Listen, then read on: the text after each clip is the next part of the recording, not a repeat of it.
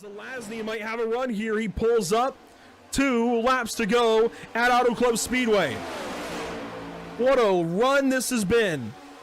5 cars out front just dancing around for the lead. Salas back to the bottom. Honeycutt stuck up top. Slide job out of Salas. Crossover out of Honeycutt. 23 should have a big run here. He does. You see Salas starting to cover it up. He goes up the racetrack. Honeycutt's clear of them both. He shoves it up in front of the 23, gets himself loose.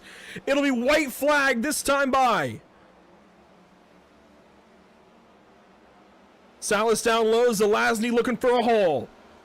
Side by side, 3 wide, coffee in it. White flag is in the air. 1 lap to go. Brought to you by Whiplash Simcams. Who is going to win the Luke's Playhouse 200? Honeycutt controlling the race. Coffee in second. Tires are aging. Zelazny off the top rope. Got a little bit free. He's going to crash with lights.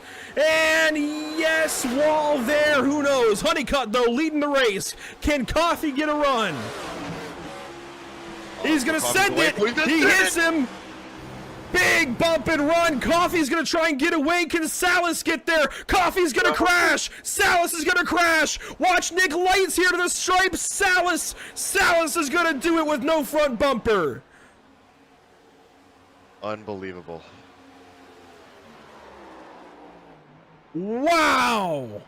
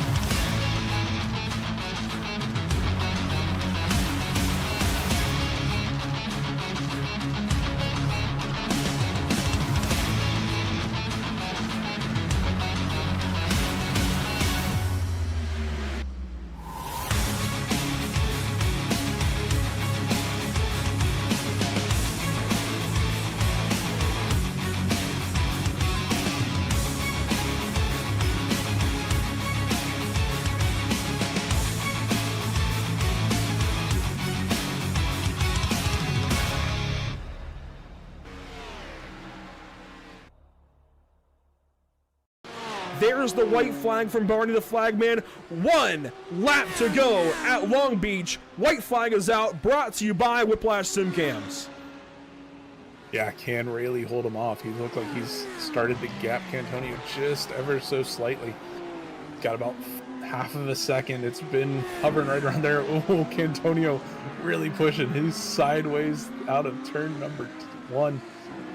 But Rayleigh just keeping that car pointed in the right direction. Nice and smooth, able to keep it going. It's going to be tough. Antonio knows that there's not very many chances, even if he can get close enough to him to make a move. So we'll see as they come through 6 and 7, head toward turn 8 onto the backstretch. Deeper in the field, nothing changing. Lap traffic ahead. It's Kevin Peak and Bradley Alvis right in front of our race leaders down East Seaside Way. And to turn number 9 for the final time. Lap traffic in the way, and Rayleigh goes for it on Peak. He sends it into turn 9. He knows he can't wait. He knows he can't give an opportunity to Kevin Cantonio. Cantonio's going to take it anyway. Ships it into the hairpin, and Rayleigh's going to get away. Thomas Rayleigh is going to be a race winner in the North American Racing League. A last lap bump and run wasn't enough. This man wins at Long Beach. Wow, what a finish coming through that hairpin. I thought they were all going to wad it up. We had lap traffic in there, staying in there.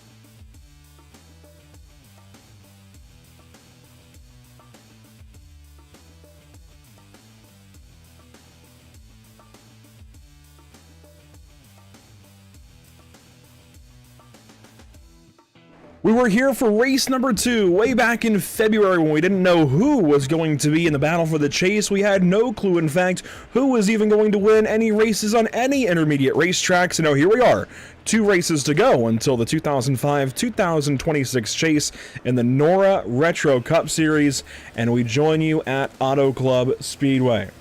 Welcome to Pitstop TV in the virtual Fontana, California. I'm Andrew Cardinale IV with Zach Murtis alongside, and it's a pleasure as always to join you for coverage of the NORA California Night Race. Today's coverage is brought to you by Harpoon Designs, by NORA, and by Whiplash Simcams. And Zach, as we are simulcasting to all of our platforms, and hello to the Gridcast TV crew, we are also on gridcast.gg. We'll talk more about that later on. What really has to get talked about from the drop of the gate here, Zach, California. This is going to be a wild place for these guys to go racing for 240 miles. Very fast racetrack, very bumpy, suits these cars well. And we're going to be racing into the night. This is where Kyle Busch got his very first ever NASCAR Cup Series win back in 2005. This race, more or less, that we are simulating here this evening. But there are so many storylines specific to NORA that we're talking about in tonight's Countdown to Green, brought to you by Harpoon Designs. It's going to be a lot of fun. Yeah, it's hard to bring up Kyle Busch in this track. You said Kyle Busch was the one who got his first win at this track in 2005, and it's such a pain in my heart to know that, 1, Kyle Busch is gone, and 2, this track is almost gone. It's something I really never thought I'd see in my lifetime like this, but I'm grateful to have it preserved on the iRacing sim. This track has always produced some great racing. It's in shape similar to Michigan, but in driving style, it is a little different, just with how these corners handle, how the cars adapt to the racetrack and the racing surface, and even so, this track has lights, so we can finish this race under the lights if we have to.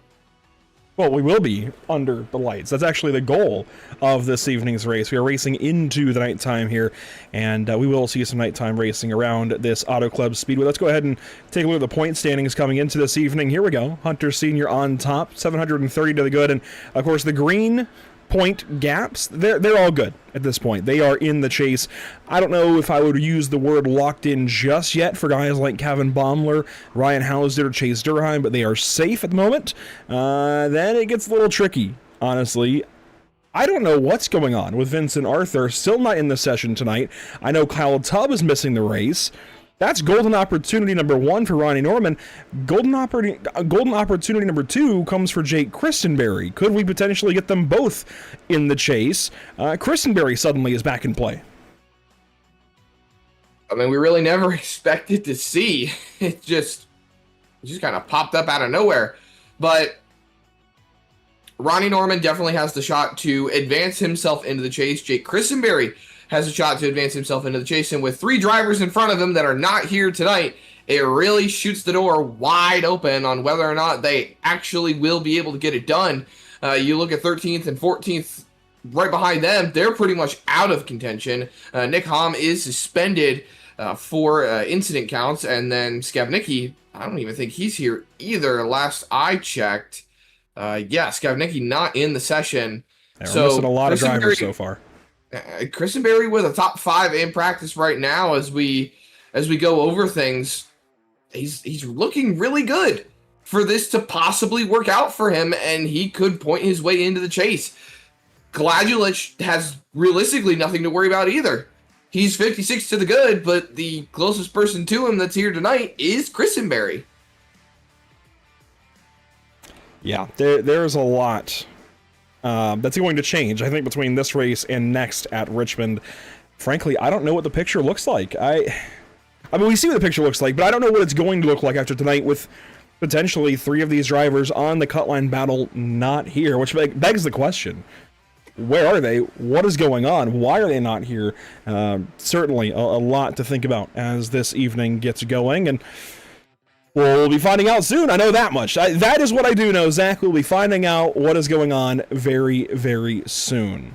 We do have a couple of drivers we want to talk to. One of them is actually not here yet. The first was going to be Ronnie Norman. We may pivot to Jake Christenberry since he is here. In fact, let's go ahead and do that. Let's bring in the driver of the number 11 here in this pre-race show, if you will, the Countdown to Green. And frankly, I gotta think he has to feel decently optimistic about this. And Jake, we're gonna pivot to you here pre-race, if that's okay. We were going to try and talk with Ronnie Norman, but he's not here. You are, which has to honestly make you feel pretty darn good. I mean, 3 of the guys you're trying to chase for a chase berth not here tonight. This is a great opportunity for you. Yeah, it's hopefully they decide not to show up. That'll definitely help me out. I know it's still kind of a long shot, but I mean, we're still fighting and got a few races left here. We'll see what we can do. And I'm sure the pressure is on to try and do what you can. Right now, you are currently in the top 10 in practice. How do you feel your chances are rolling into this race? Do you feel this is a track that benefits you with what you're trying to do to make the chase? Yeah, I like Auto Club. It's probably one of my favorites. I thought I did okay here in the spring. I got caught up in a wreck, but up until then, I think I had pretty good speed. Didn't qualify very well. I know I'm always preaching about qualifying, but yeah, I think I'll have okay pace. If I can get out of here with, I mean, I know I like to say top 10, but realistically, I mean, I would say within the top 6 or 7, I would be pretty happy. And of course, 2 races to go in the chase, not many, or well, before the chase, rather, 2 races to go before the chase, not many more in the season. We keep talking about silly season. Is this kind of an audition opportunity for you to show anybody who might be looking for a driver in their program, hey, you can get it done? Or do you feel solid in the number 11? Do you want to stay in that number 11? I mean, I'm always optimistic and always open to new cars. I'm not really sold on the 11, but yeah, I mean, if anybody wants to reach out, I'm more than happy to have a conversation. But yeah, as of right now, I have nothing set in stone for next year. I know I've considered, if we bring Toyota into the mix, that might like to join that, but that's still up for debate. So I guess we'll have to wait and see. Well, thank you, because that just gave me a gas and go segment for Richmond next week. Jake, good to talk to you. Hey, maybe this works out for you after all. We called you, done and dusted a couple of weeks ago, and suddenly maybe you're making the chase. After all, that's good to see. Best of luck tonight. Thanks, guys. Jake Christenberry looking to potentially make it into the chase this season. After all that's gone on for him, that would be a huge, huge boost to his confidence, his season as a whole. I mean, that would be incredible. Yeah, absolutely. I think he's got long shot odds, but hey, who doesn't like a good underdog story, a good Hail Mary?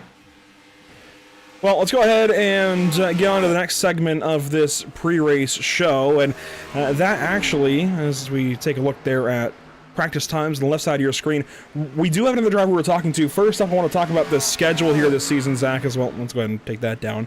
There we go. This is the full season schedule for 2026, and we'll talk about schedule changes and such a little more as the season goes on. But for now, we can appreciate what we still have the rest of the evening, or the rest of the season here. California tonight, this begins the 3rd column there on the right side. Richmond, New Hampshire, Rockingham, some really good racetracks coming up. A lot of unique racetracks, I think, across the next handful of weeks. We don't really have many repeats here, despite the shape of California and Richmond looking pretty much the same. Richmond is more than 50% smaller, so it's a very different racetrack. Did you change the graphic? Yeah, a few weeks ago. It says race number, track, laps. Oh. I like that. That's nice. That's a nice touch. But, yeah, California, Richmond, relatively same shape, I could say. But going from what is technically a super speedway to a short track is going to be a big change for these guys. And then we get ourselves a little short track swing. Richmond, New Hampshire, Rockingham. As we roll into the chase, I'm ready for it. I'm ready for these guys to hit the chase. It's been a long season so far. And this is a little bit of maybe some breaking news for the league. the series and this race actually this evening, we will have to do a session swap. We don't have to do this very often, but Zach, the grid was set incorrectly, it sounds like, for these drivers. So some problems on that side going to make this a challenge. I don't know when that session will go up yet, so we'll carry on as normal. And I'm curious as well, let's take a little snapshot maybe of the weather conditions now. 81.5 degrees, 103 on track. Let's see how this compares to practice in the next session, whenever it gets put up. I'm curious. In fact, I may even go ahead and grab a picture on my phone. That way we can compare. So there you see the MX-Wraps.com race weather conditions at the moment. Do we want to take bets on how much, if at all, this graphic will change? I have enough money in my bank account to do betting.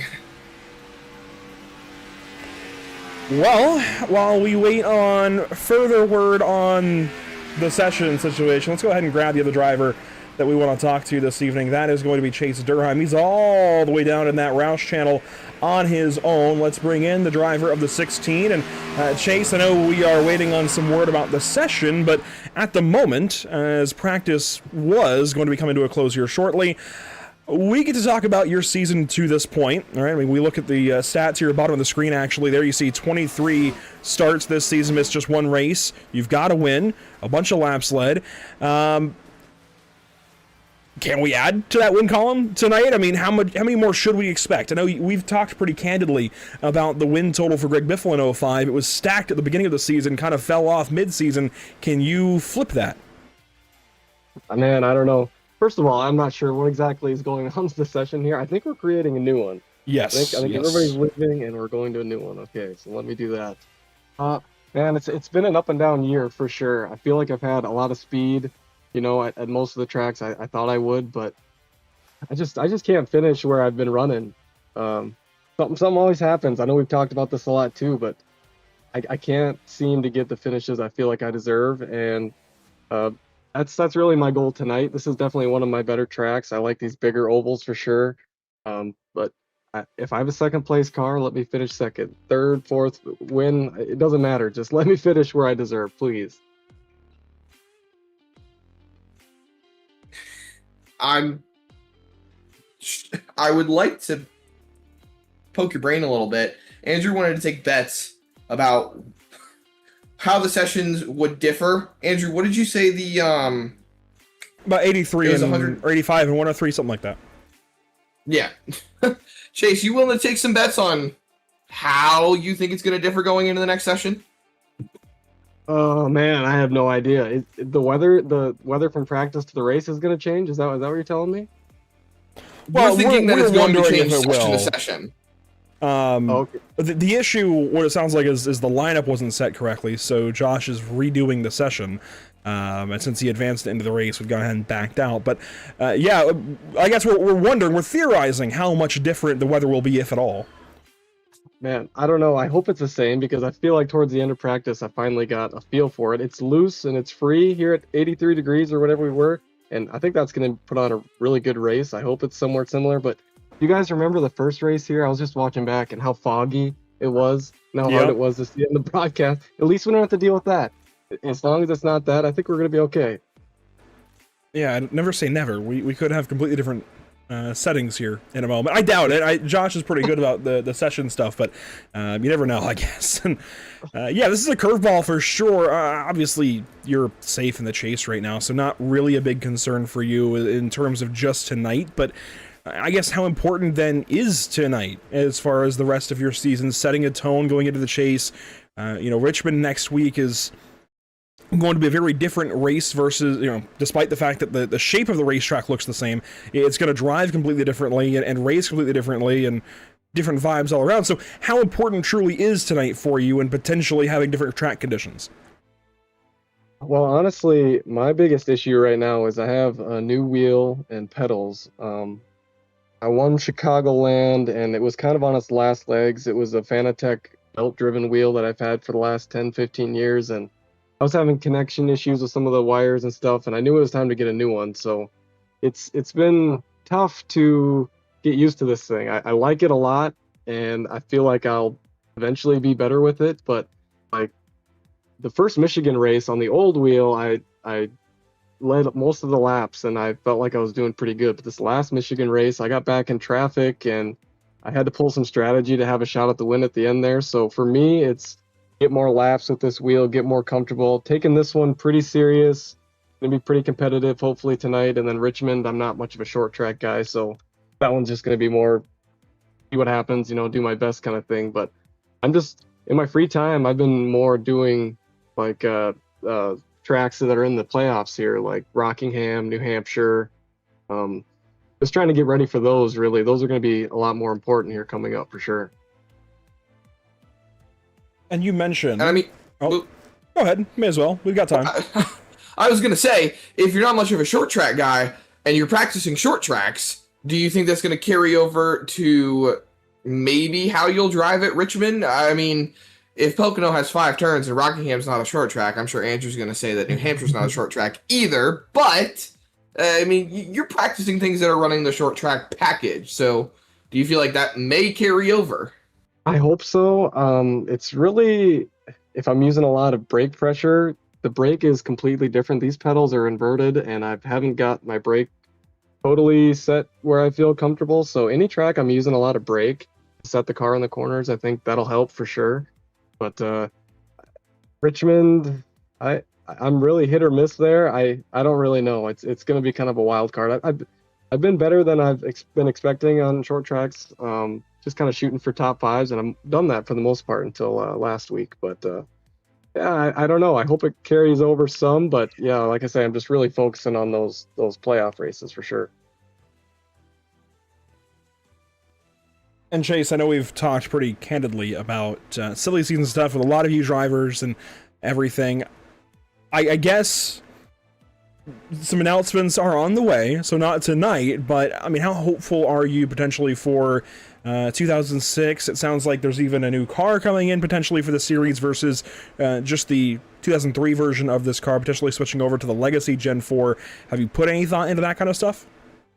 Oh man, I don't even really remember how that one drives. It's a little more out of control if I remember right. I hope they stick with this car. I think we have a really good thing going here. I think we got to do the top retro series on iRacing. I mean, it's so competitive, and having a good quality broadcast like you guys put on, it makes it so much fun. And I'm really looking forward to silly season. I hope we can fill this team out here at Roush with some good teammates. And for me, it's not so much talking during the race, because I kind of like to just stay quiet and focus. But like when I have an hour on a Sunday night to turn some laps, it would be great if I had a teammate to run with, and just getting that dirty air sometimes and getting a car up behind you, trying to control it, things like that, it would help a ton. So I'm looking forward to next season for sure. But yeah, I don't know. We have some fun announcements coming up for sure, I think. I'm trying to make sure we have the right time set for the session here, as Josh Conover has got to be feeling like a bit of an octopus trying to swap flies. I'm just loading in here to the new one. What do we got going on in here? I'm trying to go for maybe like an 8:40 or 8:45 start time to the race, or at least switch over to green flag, or to the race session. We'll see. Well, anyways, let's pivot then, because we told you, Chase, we would have you on for Gas and Co. We may as well go ahead and do that, still get it out of the way, and not just wait all night on it. Let's go ahead and talk about that. And this is the first time we're trying to bring in a driver for Gas and Go, but I'm excited, Zach, and I've been pretty open each week. That's my favorite part of the broadcast, actually. Well, maybe second to when we turn the broadcast off at night and I get to go to bed. But let's go ahead and get into Gas and Go for the evening. We've got 5, I think, banger topics to sort through. And so, Chase, I'm sure you've watched, but just for you and anybody who else that might not know, This is like almost a spot-on, spot-off deal if you're more familiar with Door Bumper Clear, the podcast done by Dirty Mo Media. But it's taking the idea, really, from Fox and NASCAR on Fox, from the Gas and Go segment from back in the earlier 2000s. We'll go through 5 topics, just kind of rapid fire back and forth. And so I will mention the topic. Chase, I want your thoughts. Then Zach, I want yours on what we think about each of these things around the NORA Retro Cup Series. I mean, first up, Dalton Tucker. He's at 8 wins. We have 2 more in the regular season, 2 more races, that is. He could be at 10 before the chase even starts. Double digits have to be in reach, right? Yeah. Somebody has to stop him. I mean, are we sure his car is passing tech every week? This guy's insane. He sets a standard every week, and like, I know personally how much I have to improve to really have a shot at the championship. So, oh yeah, I mean, the sky's the limit for this guy. He's always got a chip on his shoulder, so it's our job to get a little bit better and stop him. Zach, what do you think? I was about to say, I will follow up with a question. If somebody has to stop him, why aren't you stopping him? I keep getting crashed, man. I don't know if you guys have been watching, but I can't keep my car on the track. I'm better off in the garage, I guess. I'm trying. Keep getting crashed or keep crashing? Both. I don't know. A lot of the times it's my fault, and some of the times I feel like I just get absolutely run over. I don't know. That's fair. Topic number 2, I think, will be a little less, rubbing of salt in the wound, I suppose. So from Dalton Tucker winning all these races, how about Jake Christenberry? Might not be done yet. We talked with him briefly, and with Ronnie Norman missing practice, he is now going to be here, but with him missing a bunch of practice, could he be potentially in trouble for this race? We all know the more laps you get, the better. Yeah, I would be very nervous if I just jumped in here with no practice and just started the race. So definite disadvantage, but this is one of those tracks where you can see fuel mileage or a late caution and some tire strategy. It's definitely going to be a problem, but I think he can get through it. He's a good driver. He can adapt pretty quick, I think. Yeah, I think Jake. Oh my goodness. I think Jake has a good chance, especially with drivers that are currently not here. It opens the door, and it also goes to show that consistency will pay off in the long run. And if you show up and continue to show out, then who knows? Maybe you're still going to be there at the end of the day. He's got a good shot. It's not impossible. As you can see, we have made it into the new session. Just one of those things tonight. Topic number 3 on the evening. I'm happy about this one. Potentially a different car on the way for 2006. The 2006 season, of course, that would be 2027 next year. Talking about specifically switching over to the Legacy Cup Gen 4 car here, Chase. Caden has talked to me a lot about it, and I've talked to some other drivers now since. And what I hear, what I can see, we'll start there. What I can see, it looks more like the cars that ran in 06. What I hear is it drives better too. Yeah, I'm gonna kind of defer to you guys on this one, because is it the same? Like, they just stopped updating it and left it as soon as they brought this car out? Is that what happened? So this car is originally the Nationwide Series car from 09, right before the Nationwide Series actually got their own COT bodies and chassis. So it's the Nationwide car from 09 when they were still running Gen 4 that then turned into the K&N/ARCA car for a number of years on iRacing, and then turned into kind of a legacy Gen 4 car, and now is kind of both ARCA and Gen 4 depending on the engine you select.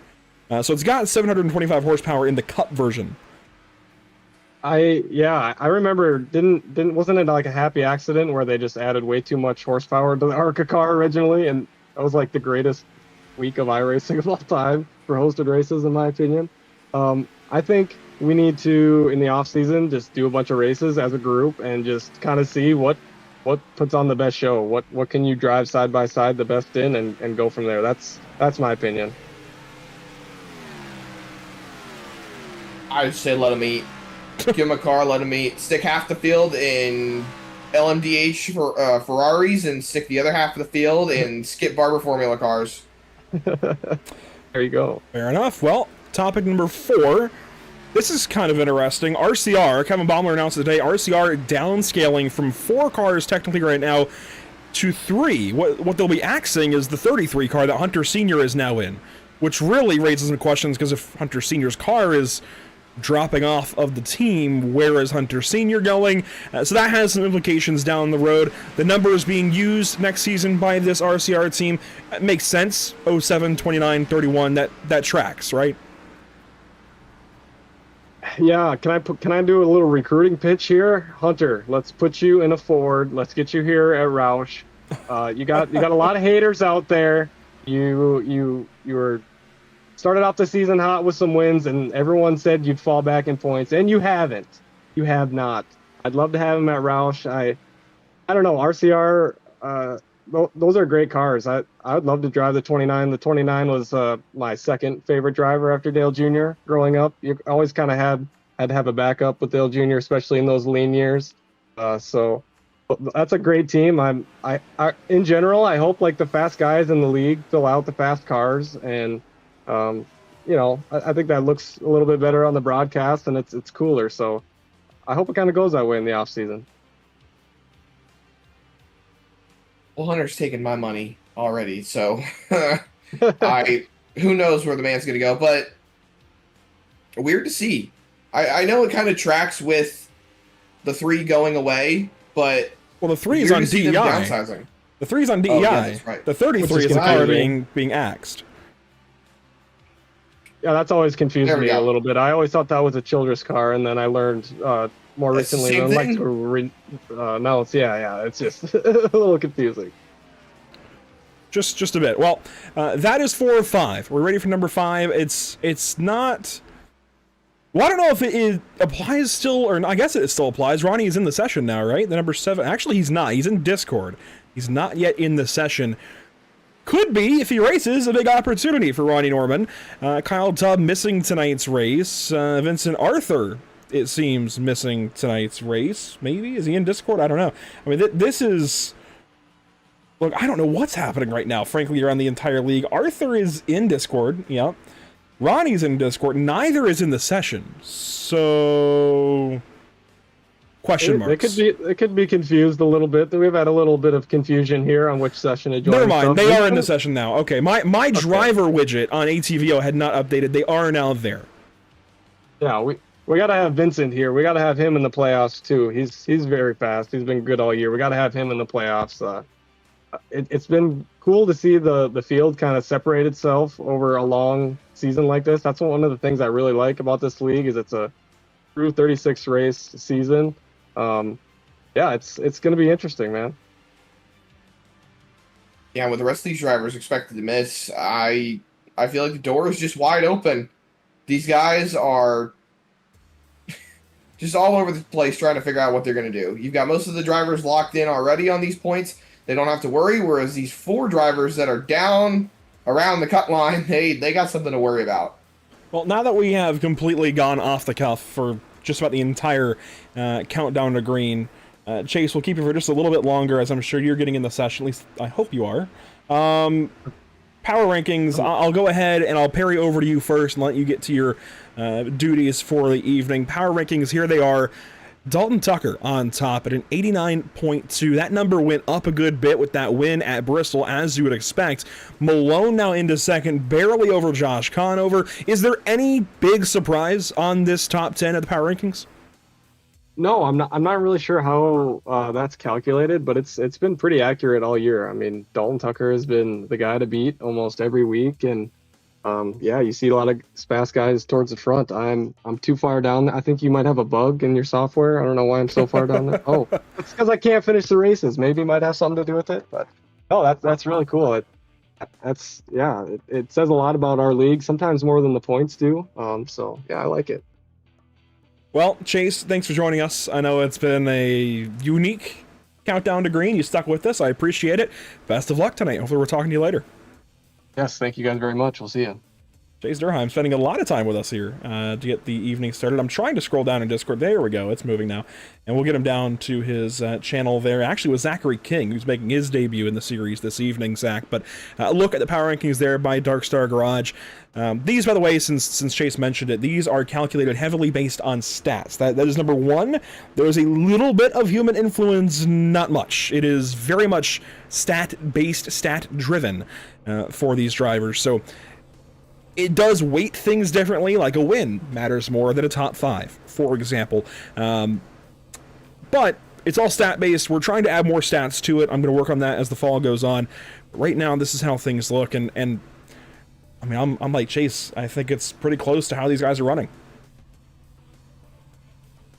Yeah, oh man, I'm looking forward to seeing how this is going to go with power rankings tonight, because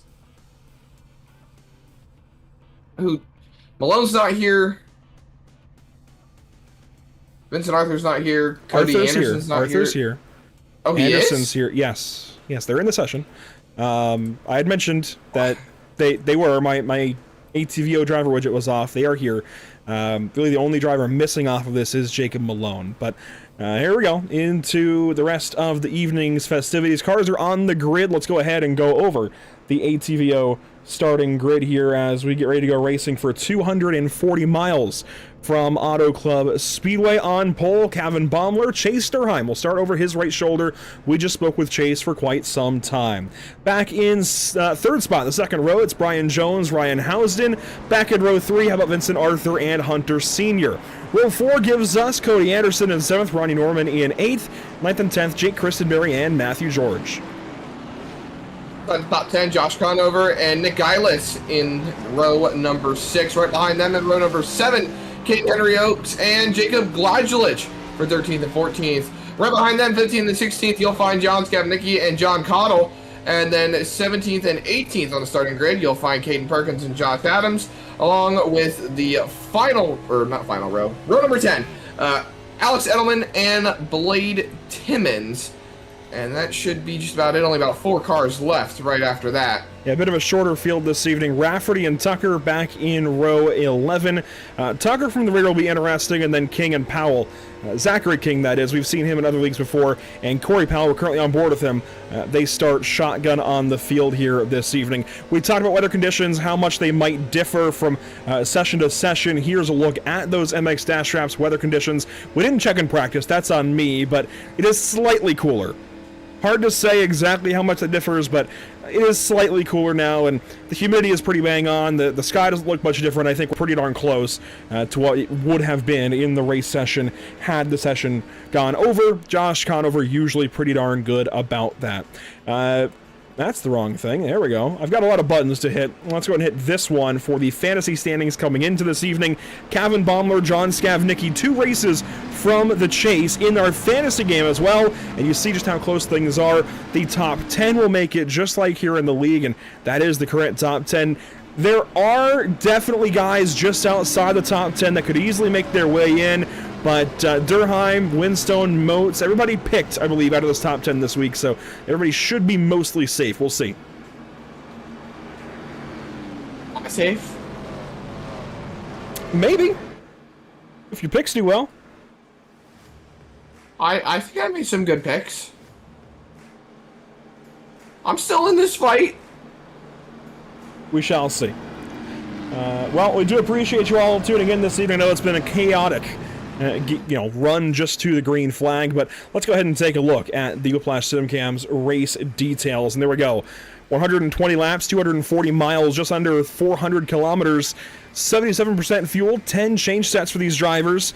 This is a fixed setup race with single file restarts. That said, of course, we may see double file with lapped cars on the inside. No fast fixes on the limited green-white checkout attempts if we get into that kind of situation.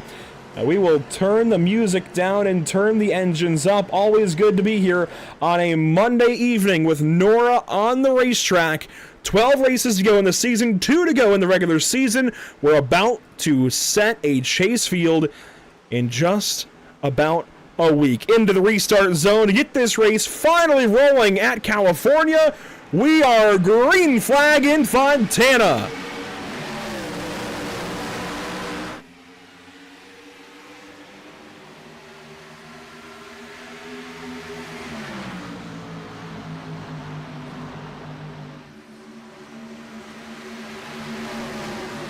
Down the bumpy backstretch off of turn number 2 to turn 3. Already Baumler getting eaten up. There's Brian Jones ahead of the 24 car as well. This race, 150 laps now. I'm going to look into that part, but that's the distance.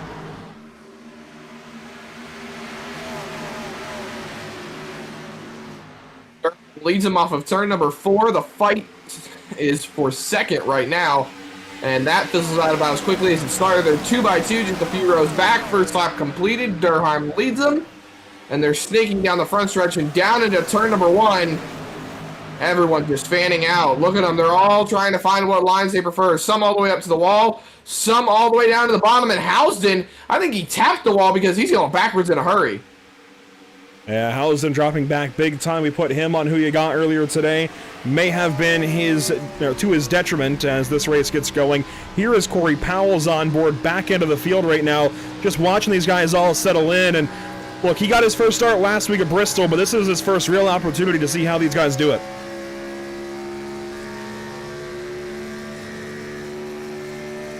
And trying to stay in the draft best he can, so that way he doesn't lose ground to the guys up in front of him.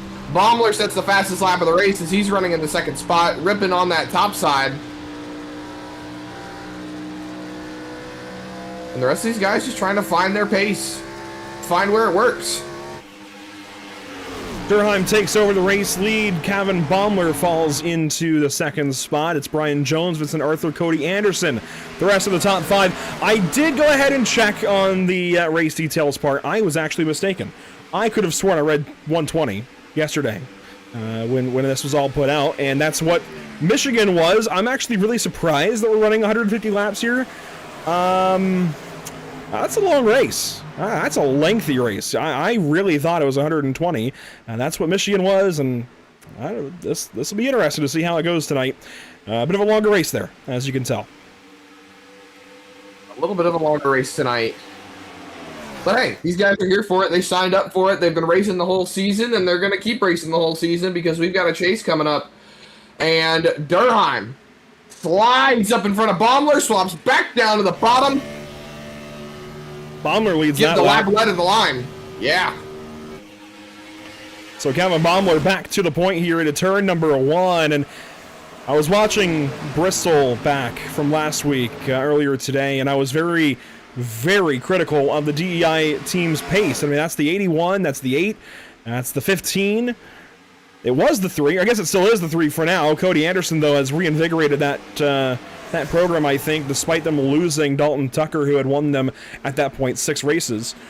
As Baumler gets a little free there in turns 3 and 4, I gotta say, he is looking a lot better tonight. As critical as I was last week and have been most of the summer, he is looking pretty good to start this race off. Yet to win a race, right?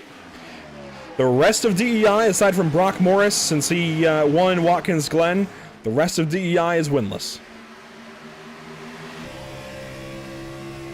Well, he's got a fight to put up to get this win as Durheim is back to the race lead.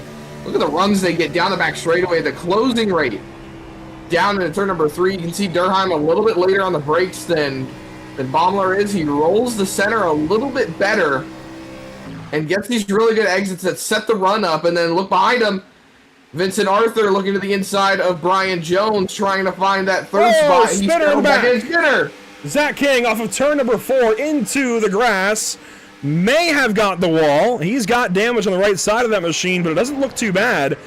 Regardless, he's going to keep it rolling. He's got damage. Yeah, that's ultimately going to be an early exit for him.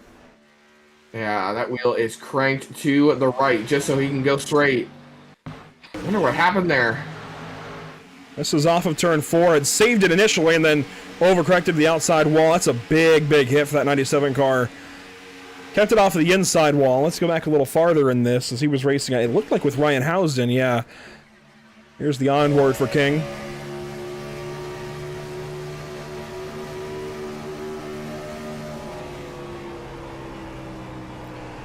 see, Hausen's in front of him. He does hook that seam with the left side. Did you see that? He just tries to save it. Did he gas it up? Regardless, the car is junk. It don't look that way, but it is. Well, they're right there, left side's on the seam. I think that is part of what leads to the spin off the corner for him. Boom, outside wall and down into the grass. Big problems for King in his debut. Obviously, you got to start somewhere, and I don't know how much he's run these cars. I know Corey Powell is part of why he's here. You know, them kind of teammates in the ideal slash meatball deal. But might be a learning moment for Zach. You need to go a little bit more hardcore on the homework for these cars. It does definitely take a lot of patience. You cannot drive them like most other cars on the iRacing.com service. Drivers fanning out through turns 3 and 4. Nearly 10 complete. We're a little behind schedule, but these guys finally are roaring into the California sunset. I'm told the time advancement, Zach, is set to 2 times, so we should see sunset, I'd say, by halfway. About. Pass the lead there. Yeah. Baumler gets it. Durheim wants it back. The outside line is still his. Rolling down the back straightaway, the rest of the drivers in the coattails of the 16. The 24 has moved up into the 3rd spot, and now he's looking to take the race lead away. Jeff Gordon certainly knew his winning ways around California, and I'm sure Vincent Arthur wants to replicate that. This is the best run we've seen from Vincent Arthur in at least a month, I feel like. Don't jinx it. Look, man, he has just not had a good summer. A couple of races he's done it right for himself. He's missed a race or two. It's been a rough go for Vincent Arthur, really just this season as a whole, but especially as the summer has gone on. So it's good to see him having a decent run to start the night off. 3rd place, working on Baumler for 2nd. Brian Jones right behind. That is not Dalton Tucker in 5th. That is Cody Anderson back there in the 3 car. Tucker is actually down currently in 15th position, which is just bizarre for him, but when you consider he started from the back of the field, it makes a little more sense. Yeah, it does make a little bit more sense for him, but we usually expect to see him a little bit further up. As the race goes on, I'm sure that will change, but the fights right now that we're focusing on are at the front of the field. Arthur ripping that white line, trying to find a way forward around that 81 car. Can't get it done. The runs on the outside just way too powerful to beat on your own right now. And a fight right behind him. The 33 of Senior and the 3 of Anderson side by side for the 5th spot. Oh, and look at this lead. 3 wide as they get down to the stripe. Not a great exit for Durheim. He loses the lead there. Baumler leads the lap. Here comes Arthur down low. 3 wide into turns 1 and 2. Nobody's got drafts, so which line is going to benefit? This is the perfect example of seeing how these lines work. The top line gets the big run. The middle line doesn't get a best run, but it's pretty good enough to beat out Vincent Arthur, who got loose on the bottom, and it's quickly going behind Brian Jones once again. They get a 4-car fight out front. Hunter Sr. not far back, as I'll have to update his number graphic there. He's not in the 4.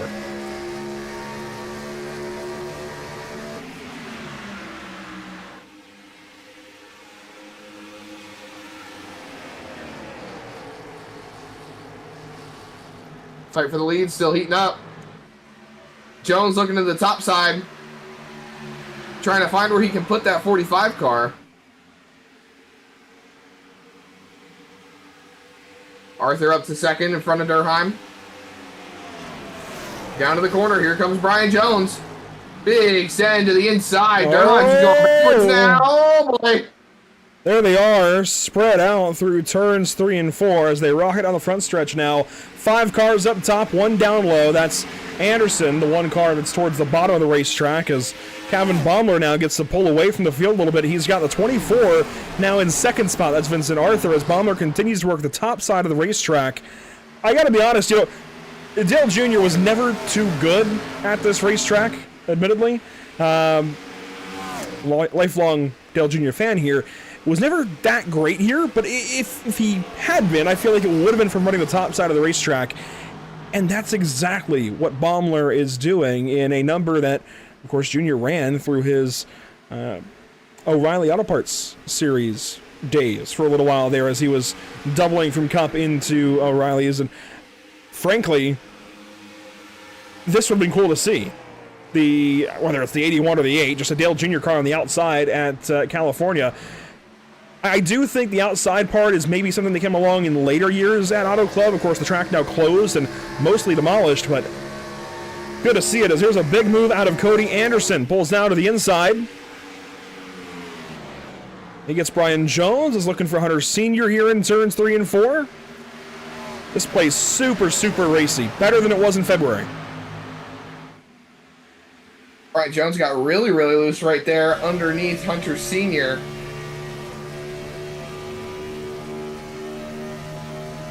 Trying to find his way back forward. This is on board with Senior. This is now going down into turn number 1. Look at Jones. He gets some really good rotation and tries to find some pace on exit. Josh Conover's coming into the mix now as well. These guys are trying to group back up.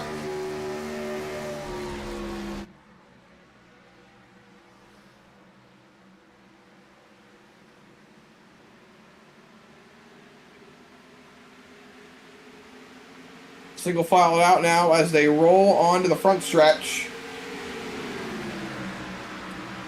Not too much they can do at this point now, especially since they're losing time to the leader. Baumler has stretched out a half a second lead over Vincent Arthur, who is currently fighting for the second spot with Durheim. And then it's about another 0.6 to Anderson, 0.3 to Jones, another 0.2 back to Senior, then it's Conover. And the spread amongst the top 10 is about 3 seconds so far. With all the way back to 23rd being Corey Powell, that's about another 12 seconds. So 10 further seconds back from the top 10.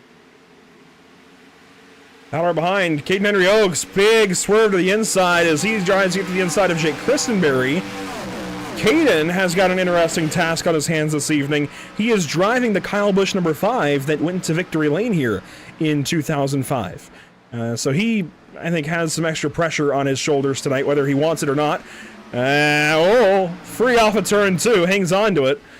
This is where Kyle Busch got his very first NASCAR Cup Series victory. It was in this summer/fall race at California that year. Continuing on, nearly 20 laps complete here at California. We are going to take a quick step aside and go side by side briefly while I work on fixing Hunter Sr.'s number tag there. So we won't go very far at all. We will keep coverage rolling. Stick with us as we roll on past 20 laps complete in just a moment.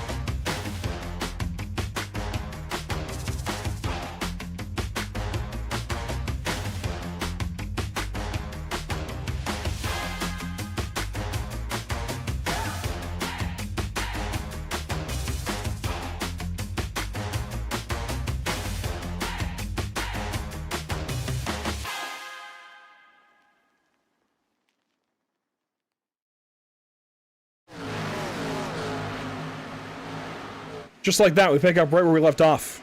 Lap 23 complete this time by even watching the leaders continue to fight it out here at California the last handful of laps.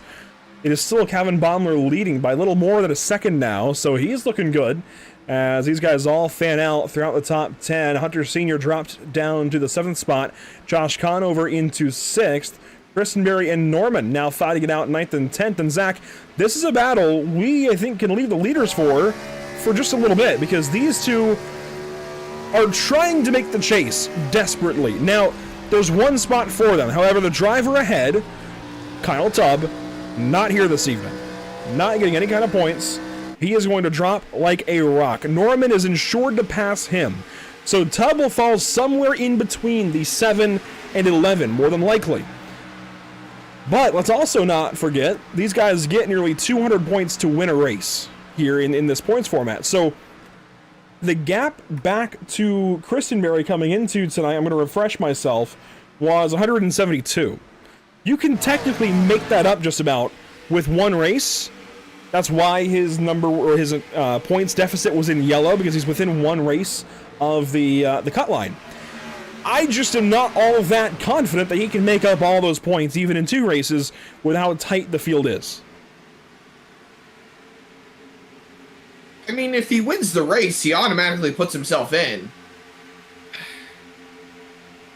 If we're going off... Well, hold on. Minus 172 back, he would put himself in by 28 minus bonus points, and they do hand out bonus points, if I'm not mistaken. They do. Win the race, simple as that. Point yourself in.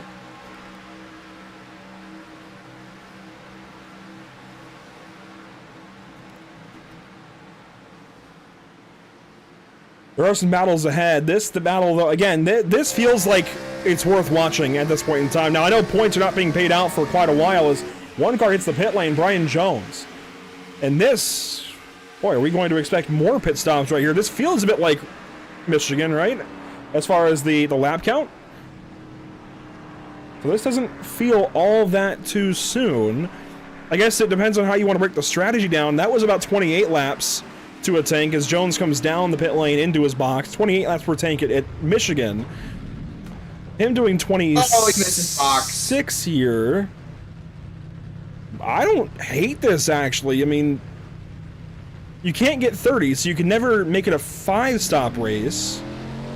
Or a 5-stint race, so a 4-stop race. I think you have to do 5 stops, and that's what Jones would be on track for with this pit stop.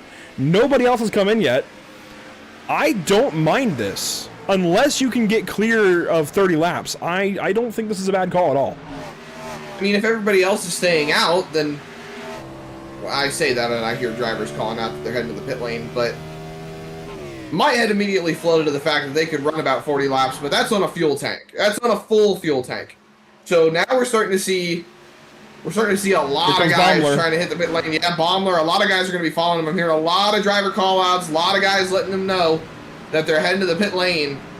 There's Baumler. They've got a few cars behind him. He's got quite a few cars behind him. Durhan, Conover, Henry Oaks. That is going to be Adams. That's going to be Christenberry. It looks like Housden. That's also going to be Skavnicki. We're talking like 8 cars coming in right here, all for service. And again, you know, this is pretty on target for what we saw at Michigan a few weeks ago. Maybe slightly earlier for these guys. Then they had that kind of Michigan warm-up of strategy on a 2-miler, waiting on Baumler to release. We should see Arthur pit this time around as he is exiting turn 4 now, and sure enough, he will come in. There goes Baumler down and away. Arthur now into the box, or into the pit lane with most of the rest of the field. Anderson is there, Senior, Norman. That is going to be Tucker right behind Norman, and then Matthew George at the back end of this line. 4 cars have stayed out. Those are Timmons, Rafferty, Gladulich, and Edelman. Well, as we roll in these last 2 races, Andrew, the drive to make the chase just got a little bit harder. Christenberry speeding in pit road. He's going to have to give us a pass-through. There you see in front of your frame, actually, foreground here. He's going to come back down to the pit lane, speeding in the pits. Big issue for the number 11, and then you see most of the rest of the leaders come in as well. Gladulich the only exception. Now, if Gladulich can replicate this, which I doubt he can, but if he can, he could make this a 4-stop race. Never doubt the fuel strategy, man. That's fair. As you see, the 29, 27, and 2 all head to the pit lane. It is good to see Rusty here this evening. Doesn't make many starts, but running one with us here tonight in the all-white number 27. Going to look good as the sun goes down for sure. Certainly bounce off the night lights, I'll tell you that. Gladulich is one of those cars that's going to bounce off the night lights too.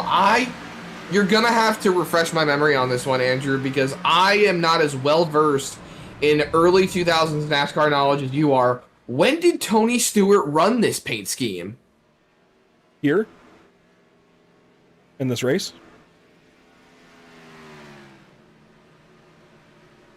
Look, man, I'm stupid, okay? No.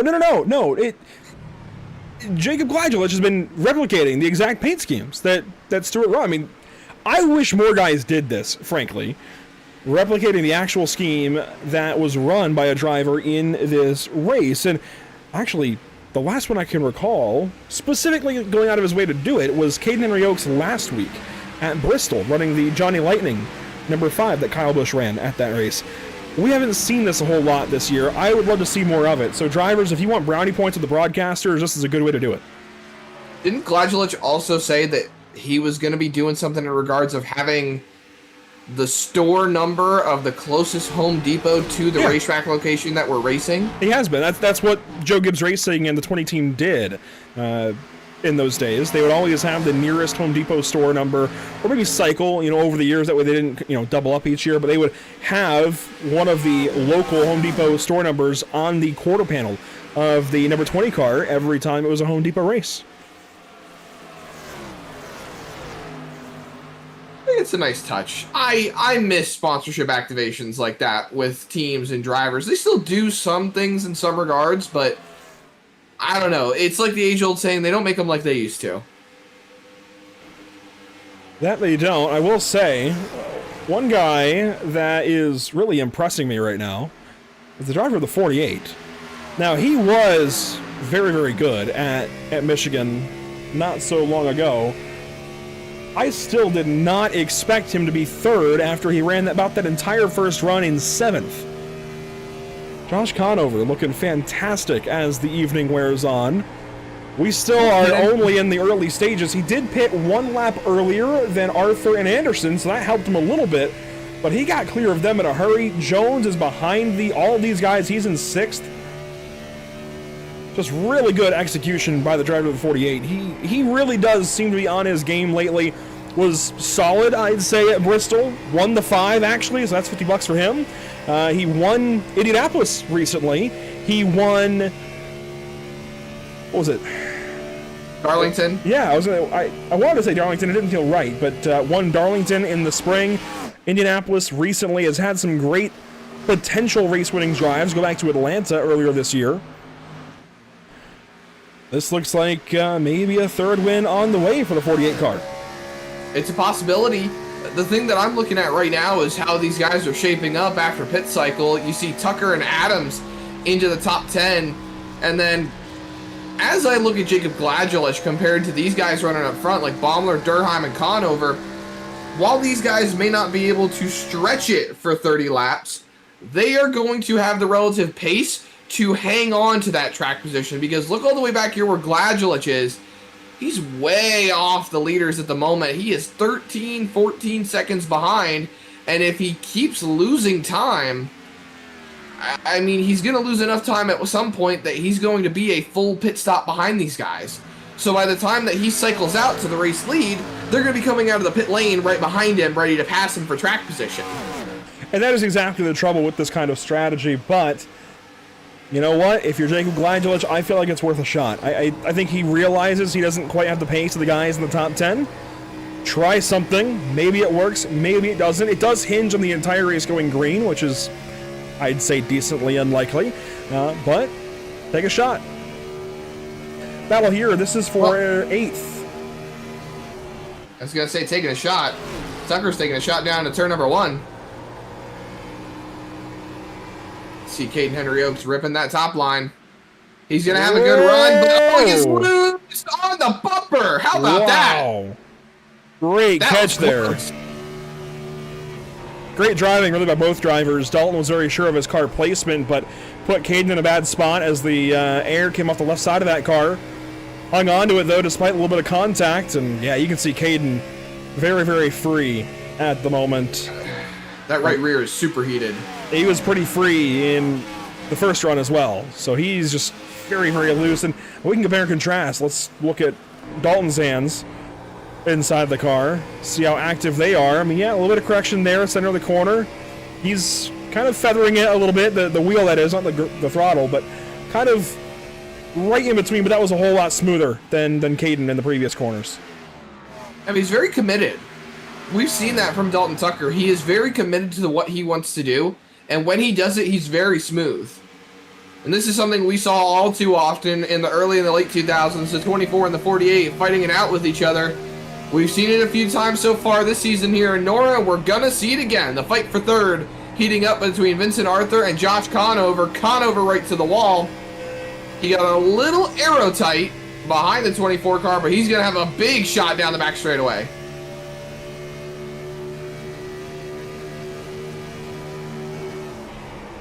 Conover pointed to the right, ends up losing some time there through turns 3 and 4. Great battle back here as well, right behind them.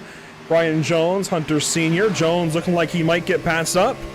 Senior there on his inside, very close off of turn number 4.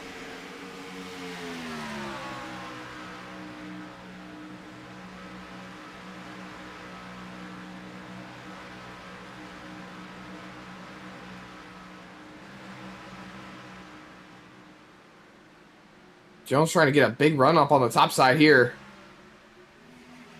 He didn't get as big of a run as I thought he was. I should have said something sooner, but I wanted to stay quiet there for a second just to see how it was going to look off of turn 2. But I don't know, Andrew. We've been seeing that top line really roll, and I mean really roll, but Jones didn't really get that good of a run.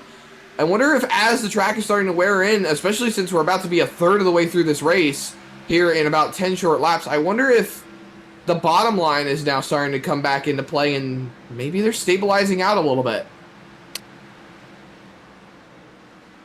And let's go ahead and look at the weather conditions. You can see the track temp is dropping. I mean, in that first practice session, it was over 100 degrees track temp. That has dropped. It was in the mid-90s at the drop of the green here in this session. And in these last 40 laps, it's dropped another handful of degrees. The shadows are getting longer, and I mentioned the double time acceleration. Let's see what that looks like. So the date and time there, it's counting 2 seconds for every second. We're just past 6 o'clock in sim. It's 18:08. That is fitting. Yeah, I mean, we're going to be, if I recall correctly, sim date sunset here is a just under or just after 7 o'clock, I believe, in sim. So we're probably a half hour from that sunset. That would put us, I'd say around lap 80, maybe. Here's like a solid margin. Yeah, if we go green somewhere halfway, somewhere from lap, we'll say 70 to 90, when we should enter that kind of sunset stage. If we stay green to that point, the humidity has built up a little bit, admittedly, but that shouldn't be a concern. I wouldn't think the humidity would be that much of a concern. You know, that brings up an interesting question. When have you seen humidity be a direct effect, I guess you could say, on a racetrack or how a race car handles? Other than maybe between seasons, I would say? Well, we have seen some foggy races in our days, particularly here in this league, actually. But I think it affects the kind of stickiness, right, in the air. That's what humidity is. It's moisture in the air, and a lot of moisture makes the racetrack feel kind of sticky. Well, if you have a lot of it, I believe you actually get a slicker racetrack. If you have a more bone-dry set of weather conditions, you end up with a slightly more grippy racetrack. It doesn't matter a whole lot, I don't think. I think it's pretty much just sight lines, visibility, that kind of thing, but that even accounts for something, right? I also wonder how much iRacing simulates the air temp, affecting the car. I know cooler temps, I think all that really matters, I shouldn't say that. What drives a car is a chemical reaction at its bare bones. You break it down, in chemistry terms, it's a chemical reaction. Colder air, though, entering an engine makes it run better. You can go faster. Not just because it keeps temps down. It actually is better for the explosion that makes, the combustion within the engine actually helps the engine run better, run faster. I don't know. Honestly, in my 10 years of iRacing experience, I don't know how much iRacing actually simulates that within the sim. I honestly do not know. Obviously, I would think it would certainly affect the actual running temperature of the engine, but I don't know how much it actually goes as far as simulating whether or not that cold air entering the intake would actually help the combustion process. I'm sure it isn't much. I'm sure it does not go that granular, that deep in detail. I would think it's more so the engine temp, but I could be wrong. Oh, Conover way free there off of turn number 4. We are kind of in between pit stops right now for these guys. Just about, but we should be rolling up on it relatively soon. Expect to see Gladjulich around lap 60. Start expecting to see these guys more so around lap 54 to 56. Yeah, I think you're aiming just on the far side of each 25. So I think you're aiming probably about 55, and then again around 80, then again around, we'll say 105, again around 130, and then take you to the end from there. I don't think you are going to be going 30 laps on a tank regularly. I know Gladjulich did that in the first run. I don't think that's going to be commonplace this evening. But I've been surprised before, and frankly, as, we actually have a couple of extra cars out of the race. Powell and Perkins have called their day, by the way. Perkins, I believe, goes back actually to the pit cycle. That said, we are at Auto Club, California versus Michigan. Michigan's a lot faster. It's more highly banked. You carry a lot more speed. You are in the throttle a bit more as a result of all of that. At California, you're off the gas a little more. That's A, more time to put the clutch in and save. B, less time you're on the gas.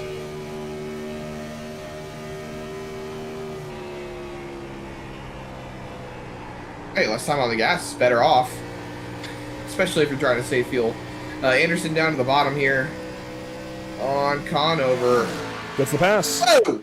Okay. I was listening on driver radio there, and I just hear Conover saying up, up, up, up, up, up, up. And then I see the bumper, how close they were on the bumper, so that was a little scary. Cody Anderson up into the top 5 tonight. I gotta say, Dalton Tucker is not running poorly right now, Zach, but it feels like Tucker is still in the 3 and Anderson is in the 37 as Brian Jones comes in directly on lap 50. That's a little short, but he's got room for that to move around a little bit.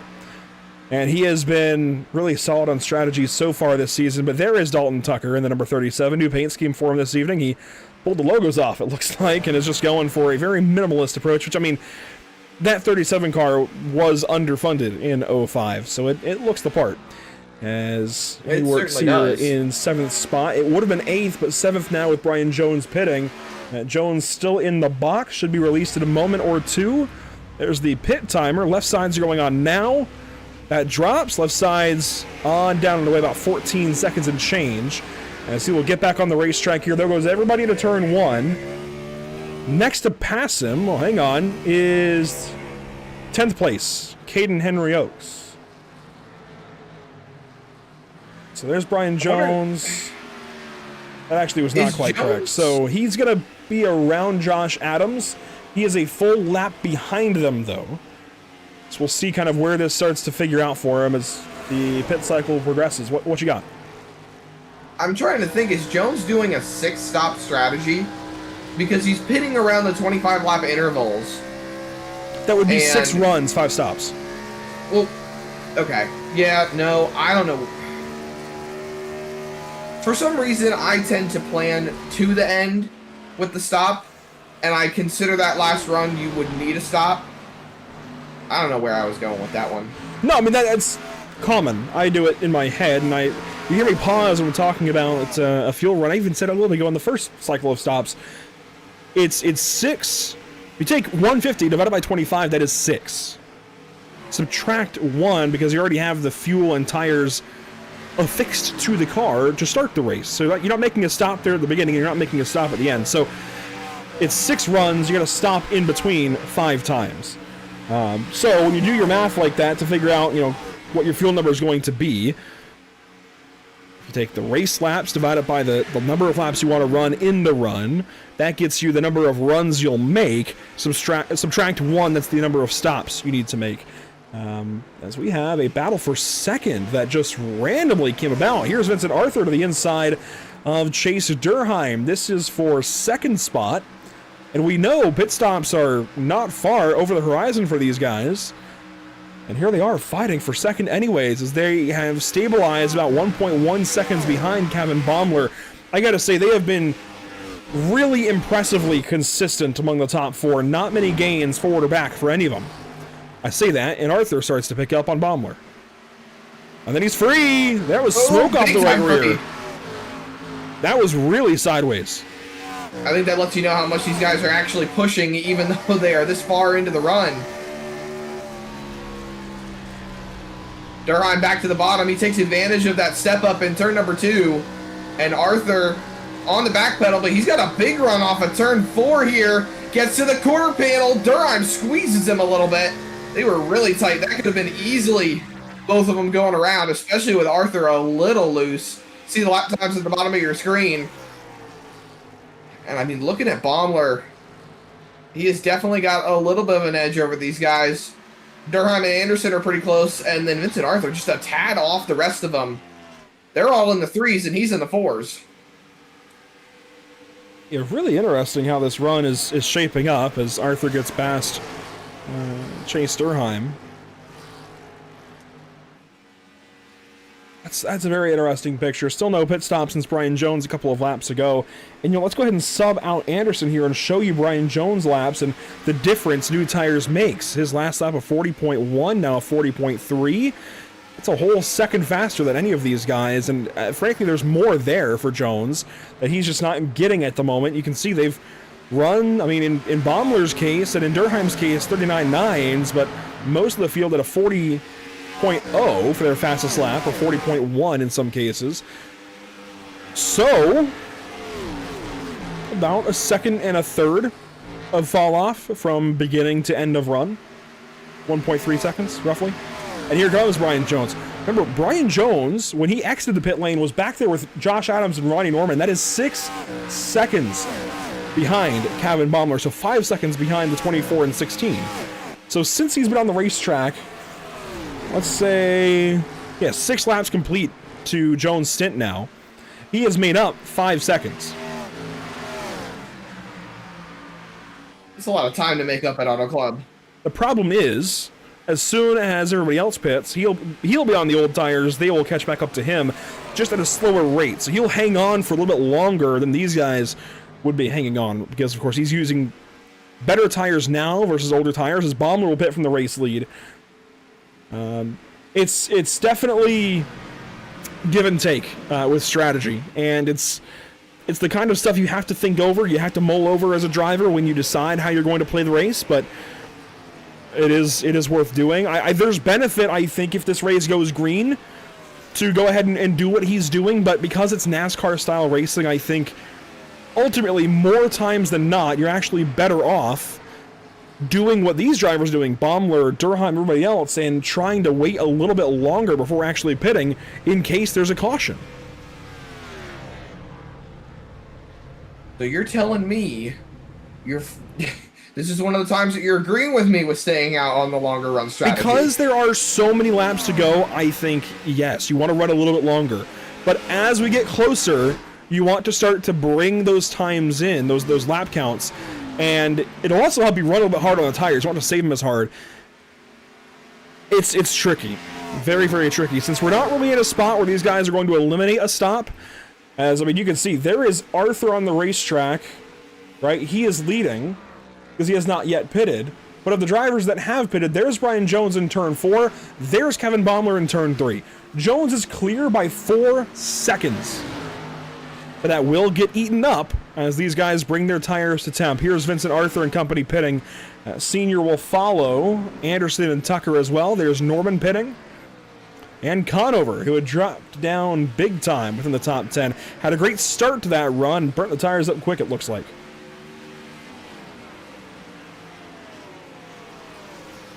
And into the box goes a few drivers. Vincent Arthur. Vincent Arthur hitting his box here. These guys are smooth, steady, and easy. You know, as we roll through the pit stops, I also wonder, now that Brian Jones is starting to put himself back into a lead lap position, how much time did he realistically lose sliding through the box his first stop? It was very brief, and it was very short. He backed up very quickly and got back into his box. But we all know, even just the smallest mistakes can make a big difference on the racetrack. That they can. I want to briefly talk about the fact that Blade Timmons is leading this race at the moment. This is lap 31 for his run, so he's due on pit lane, I'd say this time by Matthew George. This is lap 32 of his run. I would say he is also due on the pit lane. These are guys that are trying to cut that pit stop out of the race. Rusty Rafferty is with them. There he is in the 27 car, and Alex Edelman. And then there's even an extra lap in the bank for this guy, the 20 car, Jacob Gladulich. This is lap 30 of his run. So if these guys are running about 32, he can run a couple more laps still. Looks like he might be pitting this time. And yes, he is. Into the box, or into the pit lane, here comes Edelman as well. In fact, all of these drivers that had stayed out are coming in, that entire top 5. So Brian Jones will assume the race lead here in a moment. He still has a healthy gap back to Durheim now, who has passed up Kevin Baumler. So that is interesting. Durheim and Baumler pitted at the same time. Arthur pitted after both of them. And now their order has flipped. Baumler is in third of that trio, with Durheim ahead as they try to run back up to the 45 car. So Kevin Baumler, who started this race off by leading most every lap, now in 4th place. What about Josh Conover? He's way down the running order, too. Yeah, he struggled at the end of that last run. He is actually down in 12th spot. Might gain a position or two. No, actually. Everybody ahead of him has already pitted and got back on the racetrack. So there you see Timmons blending back up around Nick Geilis. That is 13th and 14th in the background. But Josh Conover, much like Kevin Baumler, starting to drop off. I mean, Josh has been dropping off. Baumler is starting to drop off in that 81 car. Here we go, battle for second. Arthur down to the bottom. Big send to the inside on Durheim. Can't quite get it done. Baumler's going to get a run down the back straightaway. It's the matter of who he wants to go with. It looks like he's going to stay in the coattails of Arthur down the back straightaway, but into the corner, runs a little higher. I gotta say, you don't find green flag racing like you do in NORA very often. You do not. Sometimes they have their days where, yeah, they have a few more yellow flags. Last week, one of them, it was Bristol, baby. Come on now. You come out here to California, 150 laps tonight. They started about 20 minutes late. It is only 9:30, and we are nearly halfway. I'm sure, just as I scolded you for talking about a quick race last week at Bristol, I'm sure I've just jinxed us. But so far, so good. Great start to the evening, especially after having some of those issues earlier on. Just getting to the race session. I mean, props to Josh Conover, noticing the issue, getting it fixed quickly, and I think everybody involved just getting a good, smooth transition over into the session and continuing on with the night. I will say Zach King still in the session, not in the car. Powell and Perkins are the only two that have parked and left.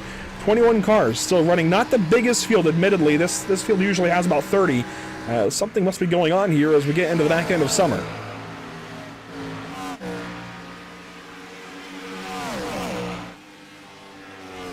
Is it a full moon? No. We just had a solar eclipse, though. Well, yeah, I mean, partial eclipse here in the States. Full eclipse, total eclipse, I should say, for the Iberian Peninsula, Spain specifically, along with Greenland, I believe. I know we have some storms in North Carolina. I've been hearing some rumbling outside my headsets and getting my AccuWeather and WeatherBug notifications every so often about lightning in my area. Don't say that, man. Don't talk about storms. I think you're safe for now. Yeah, I think you are safe for now. Well, I'm watching the rain chance for this weekend, so it can rain all at once today, tomorrow, Wednesday, and Thursday, as long as it don't rain on Friday. That's fair. Now, I will say, since we just had that solar eclipse, the moon has to be in new moon phase for that to happen. So we're just into the lunar phase. We are in the waxing crescent phase with roughly 27% illumination. Thank you, Google.com. But I did know, actually, before Googling, I will say I did know we had to have the new moon in order to have the solar eclipse. That's how that works. And then lunar eclipses, I believe, have to be full moon. So it's give and take, I guess. Each extreme. That said, lap 67 in the books this time, and Brian Jones leads by about 1.3 seconds. These three, I think, are easily your favorites at the moment, Zach, but the more this race goes on, if Jones continues to pile up seconds on pit stops, you gotta wonder if that might actually lead to something later on in the run. I mean, he's due in 7 laps if he continues at 25 laps each. And he's still ahead. Yeah. By only a second, though. Remember, he's in camera shot now. Here comes Vincent Arthur to try and get up there and pass that 45 car. There's Brian Jones. And now he's within the draft delta, so Vincent Arthur going to start closing in. You can see him trying to stay behind that 45 car down the front straightaway. Doesn't gain much, but gains a little. And I say that, he loses a little going into the corner entry. Which, honestly, you know, Andrew, the ticker... A live ticker, I've always admired this. A live ticker can show you where drivers are struggling compared to other drivers, and you can see that Brian Jones pulls away on corner entry and loses a little bit on corner exit comparative to Vincent Arthur. Now, it's not always fully accurate because drivers are going to be braking later if you're leading compared to if you're running second. But when you see the relative gains or losses coming off corner exit, it can paint a bit of a picture for you. It is very interesting. Some deltas, like that intervals, do account for slowing down in a corner, for example, and try to kind of pad that a little bit. I don't know how that technology works, but certainly on ATVO here, it does kind of show you where a driver is maybe a little bit weaker.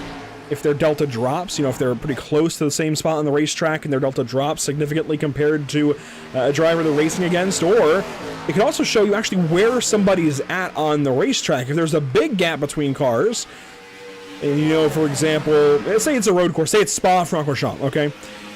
If somebody's delta drops, that is, let's say 30 seconds ahead, they could be entering Lacombe as a driver is maybe headed up Eau Rouge over Radion. You know, it's interesting how much you can learn by just watching that delta if you know what you're looking for. That said, battle here for the race lead. Brian Jones under fire now from Vincent Arthur. I will say, I mean, Jones is putting up a nice little fight here, but I think those tires should go right on by him pretty quickly. This is a difference of 10 laps on these tires, and sure enough, here comes Arthur around the outside, and clear for the race lead. Maybe not. Down into the corner. Brian Jones is trying to fight back. I don't know how much fighting he can do, Andrew. Look at Vincent Arthur. He's just pulling away off corner exit. There goes Durheim. Jones runs it right up to the wall, right in front of Baumler, who's going to look to the inside. And here comes the rest of the group. Hunter Sr. is working himself into the mix. He's not too far behind. Dalton Tucker's up to the 6th spot. There's your whole top four as they work across the stripe to complete lap number 72. Since we got this opportunity on a longer run, Zach, let's go ahead and do something a little bit impromptu. Well, maybe not. We're fighting for the race lead, so I thought Arthur might get away here from Durheim. Let's wait just slightly longer, but we are going to recap the field so far as Christenberry runs in 21st position.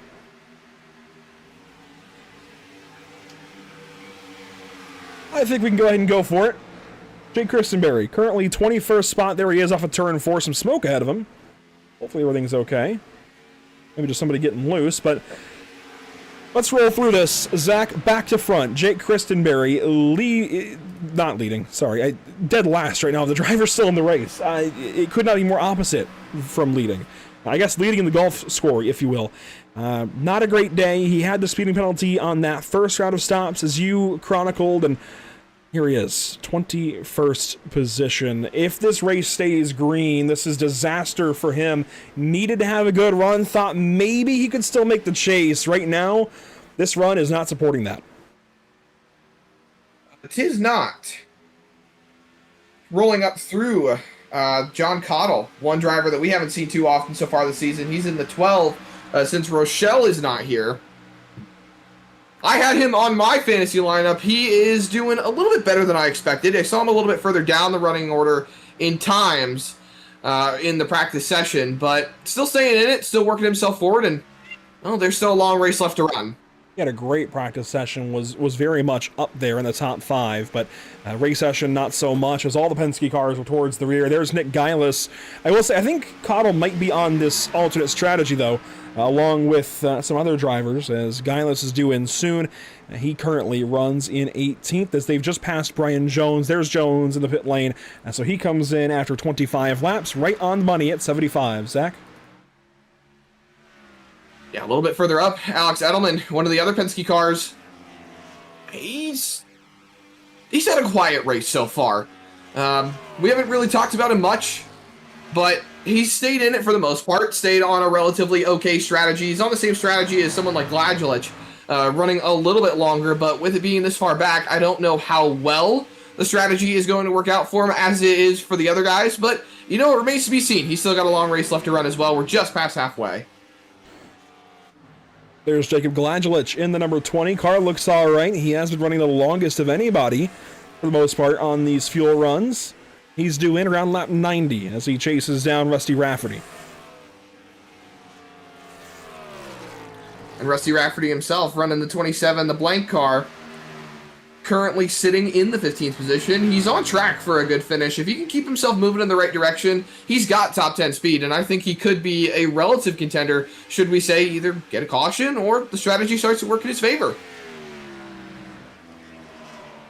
Just up the road, Matthew George, number 25, has not had a good season, I'll be honest.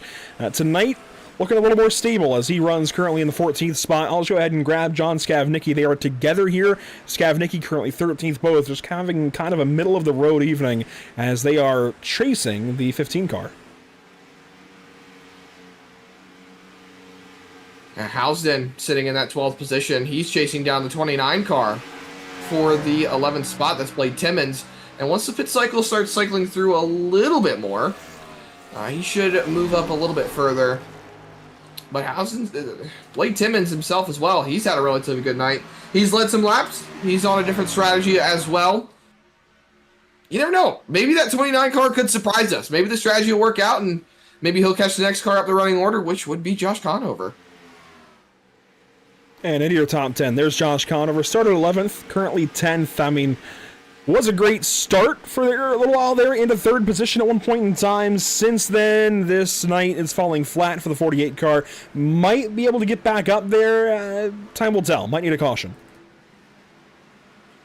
Yeah, one car who does not need a caution, that's Ronnie Norman. He has had a very consistent run so far. He started 8th. He's running 9th.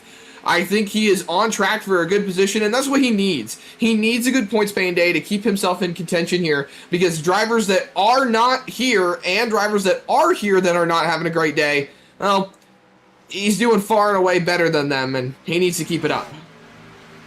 Up the road, Caden Henry Oaks, all that pressure of the Kyle Busch victory some 21 years ago. Can he win this race? I mean, he's still got a very young career here in the NORA Retro Cup Series, but Caden in that number 5. The rookie stripes fitting for him. He actually worked for Kyle Busch at Kyle Busch Motorsports for a little bit of time in Mooresville, North Carolina, and now has this opportunity to drive this number 5 car and hopefully get a win soon. Absolutely, and just up in front of him, that's Josh Adams in that 23 car. He had a very, very forgettable run at Bristol last week, but now he's running in the top 10 here. He is currently sitting 7th. He's on track for a really great run. If this race continues to go green, I think he's got some solid pace. Heck, he could finish in the top 5. There's Cody Anderson trying to get into the top 5. He currently runs in 6th. I joked earlier that this guy and the guy he was ahead of at the time and is now behind, Dalton Tucker, were still in their original rides, but no, Tucker now in that 37 has passed the 3 car of Anderson, Zach. That he has, and Hunter Sr. just further up, the driver who was in the 4 car, now in that 33 car. He's fighting for the 3rd spot with Baumler right in front of him. He has got some great pace. A lot of guys picked him to win, but Kevin Baumler himself, he's been the guy to beat. He has had the great pace so far today in that KFC car, and honestly, Andrew, I think he still has race-winning pace. He probably knows something that we don't.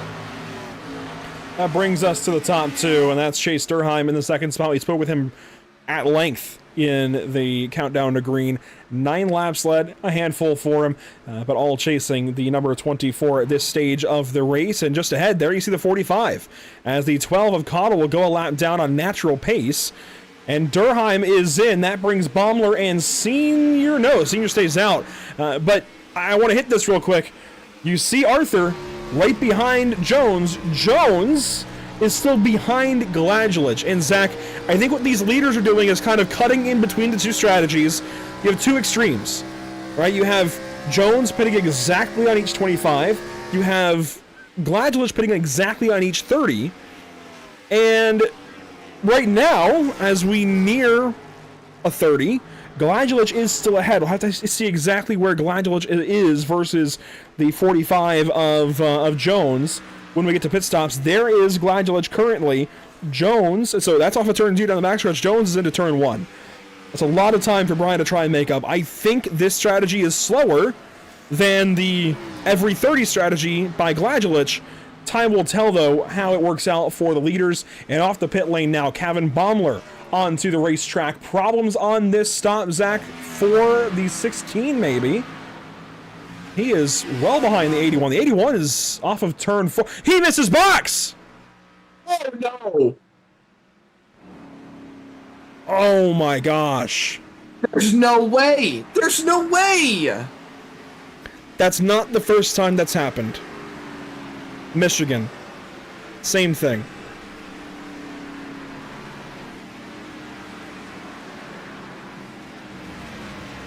Oh, man.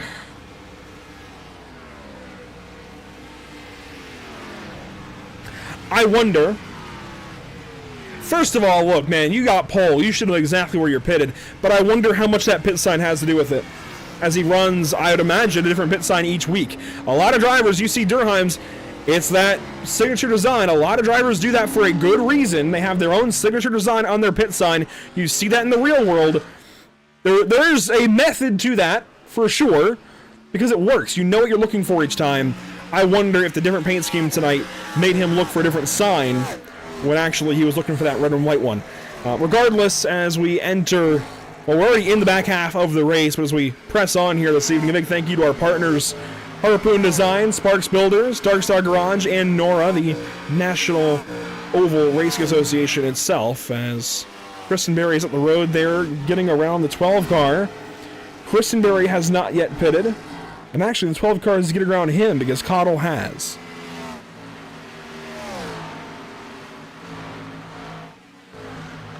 Also, pit stop for somebody there. That is actually Christenberry. How about that? Christenberry has had a very forgettable day, I'll say. I wouldn't say forgettable because it's painful, right? It's that kind of painful that sears itself in your memory, and you can't forget it. Well, that's what therapy's for. Well, yeah, oh boy, that's fair. And he's going to need one. He's going to need a good therapist after today. I think a good therapist that I could recommend would be Richmond Raceway, because that's where all of his focus is more than likely going to have to be. Now, granted, even though he's had an arguably disproportionate day to the rest of his competitors, especially drivers like Ronnie Norman, he is still gaining regardless on Tub. Let's not forget about that. He is going to gain, but maybe not as much as he could have if he got maybe a top 5 like he was on track for. And not on the right guy. He needs to race Ronnie Norman. He can't be racing Kyle Tubb right now. He needs to race the 7 car, not the 32. So as this run goes on, I will say Durheim is well ahead of Senior on this run, with them having pitted at the same time. Baumler, of course, has unraveled his own strategy. He is... Wait a minute.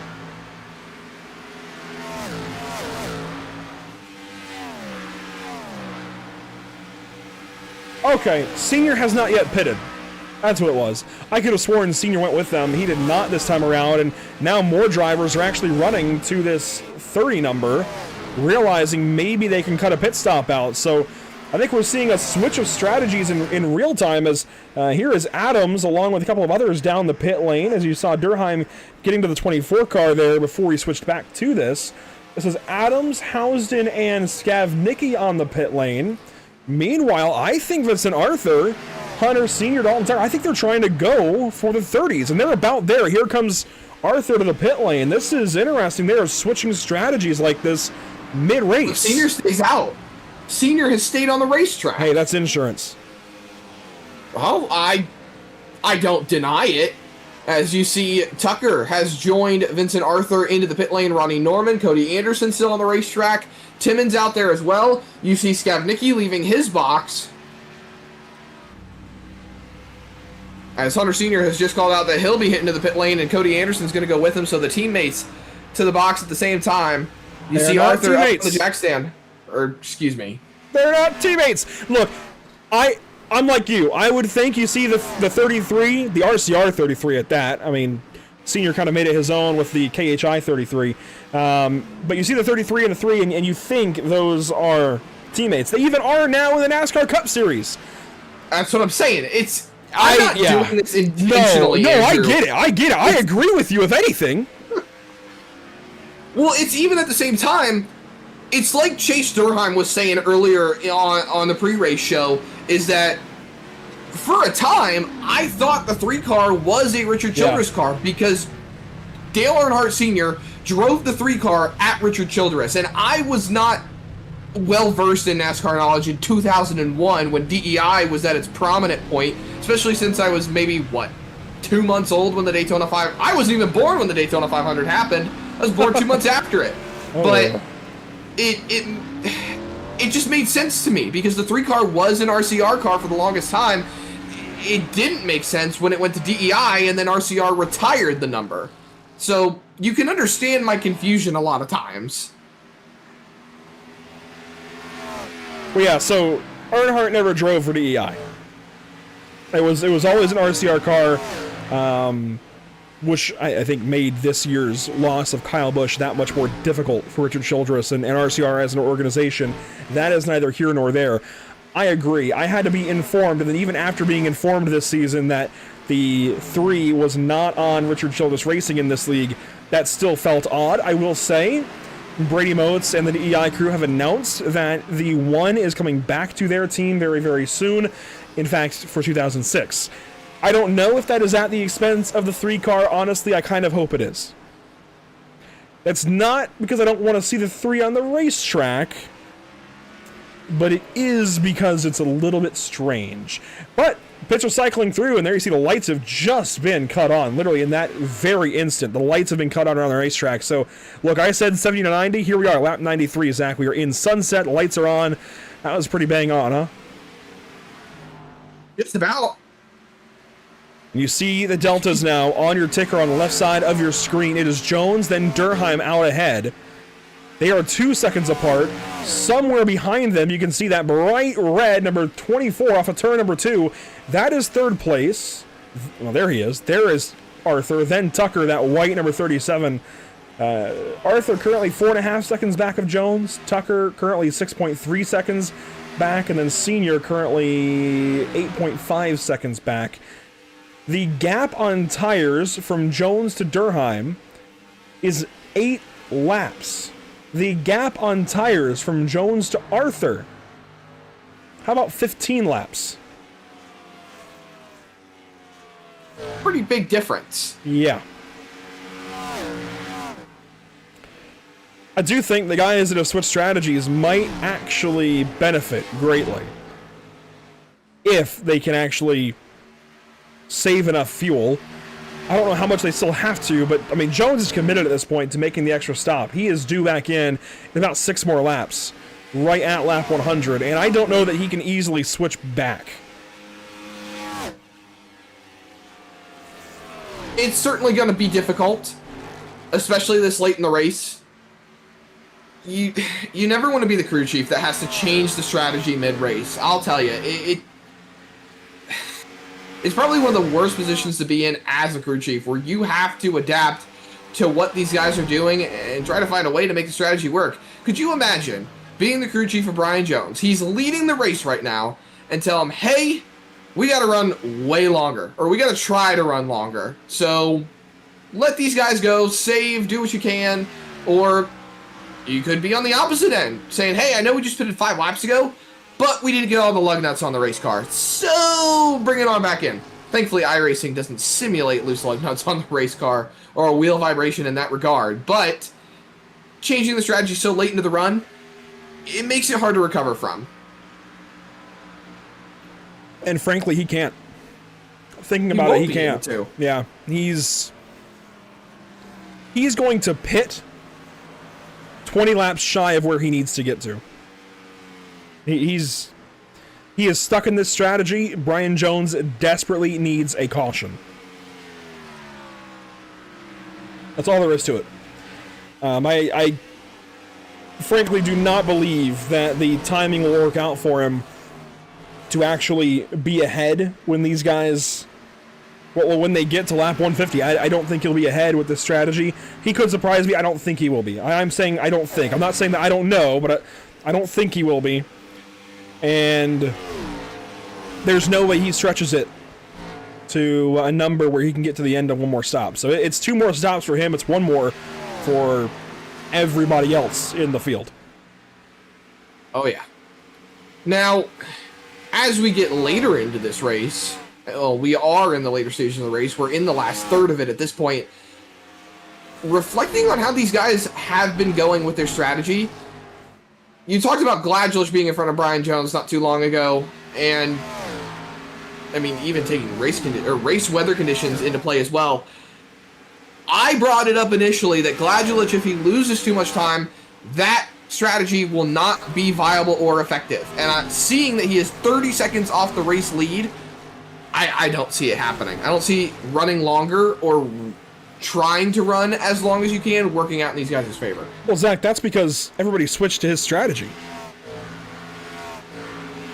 I mean, remember, they hit it about lap, 27 of the first run. And even, I think it was about lap 28 of the second run. They then decided the run after that to start extending. And that is what gets us to this point, that last round of stops we had. And that's that strategy to which we're talking about. If it had continued that way, I do still think Gladulch had a slower strategy. But it was in play maybe to get some spots. He would not have won the race. He may have been able to, I don't know, finish around 10th or, so he would at least gain something out of it. Now, everybody's on the same strategy as him, so as Brian Jones now pits, I'd say even a lap earlier than he should be, this is... Yeah, I mean, you can see Jones' strategy was not going to work. Gladulch's strategy probably would not have worked because he was running too slow to save the gas, and he was not the only one on it, I should say. It was somewhere between the two of them that you found most of the field, and then Durheim stuck with that last run. He pitted early while everybody else decided to run a little bit longer and effectively reset onto Gladulch's strategy. And now here we are, 50 laps to go right there across the stripe. we still have 20 laps until Arthur's due in, 10 laps for Durheim. So Durheim is now in a bad spot where he may have to make an extra pit stop still. You're not wrong. I actually didn't realize that for just how short he is. I mean, he needs to get to about 120. There's Durheim, not Durheim. There's Jones coming off the pit lane. Durheim's in a bad spot too. So Durheim's in the same boat as Jones at this point. I'm wondering, ooh, big time loose off of turn number 4 for Durheim. I'm wondering how much Jones is going to gain realistically on this stop now. Because you brought it up initially how Jones is jumping them through the undercut. So he's going to gain on them before they make their stop, and they're going to gain on Jones after they make their stop. It's a little switcheroo. It's like put your left foot in, put your left foot in, then you stick it in again and you shake it off. I don't remember the hokey pokey. But Brian Jones is potentially a genius the more that I start to think about it. You say that Jones is a genius? I might be overlooking a big plot hole here. Because now that I think about it, he's still one stop short. You said we're about 20 laps away from Durheim, and okay. Well, no, Durheim's doing about 10. So look at it this way, Zach. Durheim has to make 2 more stops. Jones, though, now only has to make 1 more stop, just like the leader, Arthur. The problem for Jones is he's a lap down to Arthur, and they have to make the same number of pit stops.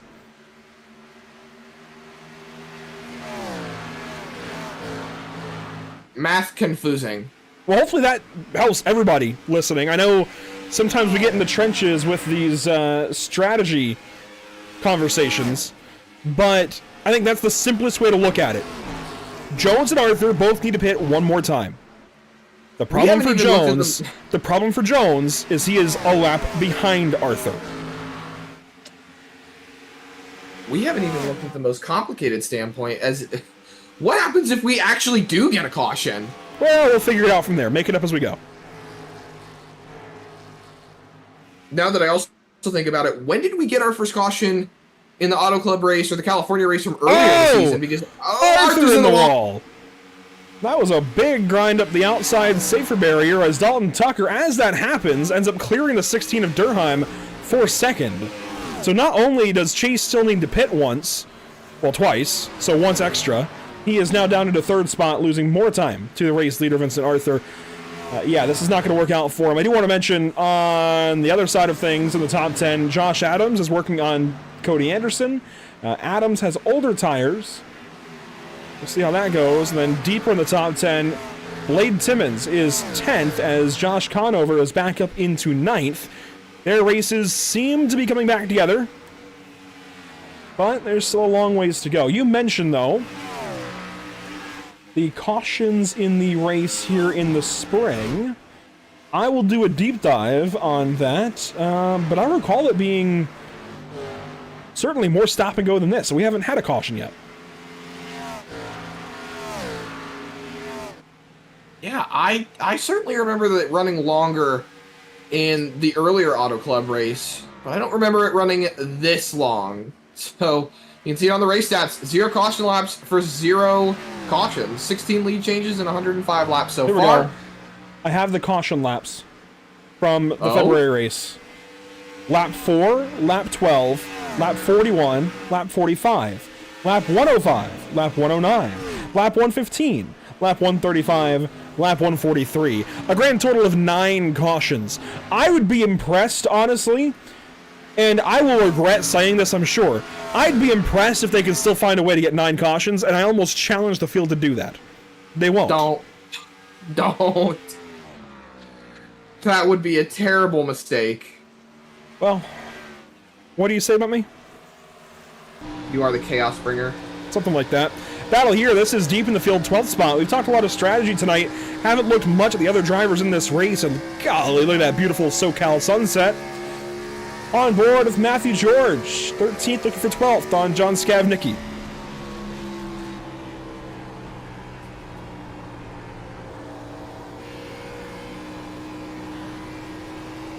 And, oh, Skavnicki gets cleared by George, who now pulls away. We are moments away from the pit stop for Durheim, as, yeah, you see Galangelich racing with Rafferty for position. Rafferty getting passed up, it looks like. Although Rusty does have 1 lap better tires, technically.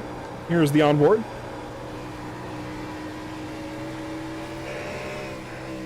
Ooh, that was a big swing right there out of the 27. You know what, though? Looks cool, calm, and collected doing it. Durheim is in, by the way, 25 laps exactly for his run. And I gotta say, there are not many drivers that look as good in their driver photo, as dapper, I should say, as Rusty Rafferty. I don't see anybody else with a bow tie. No, you don't.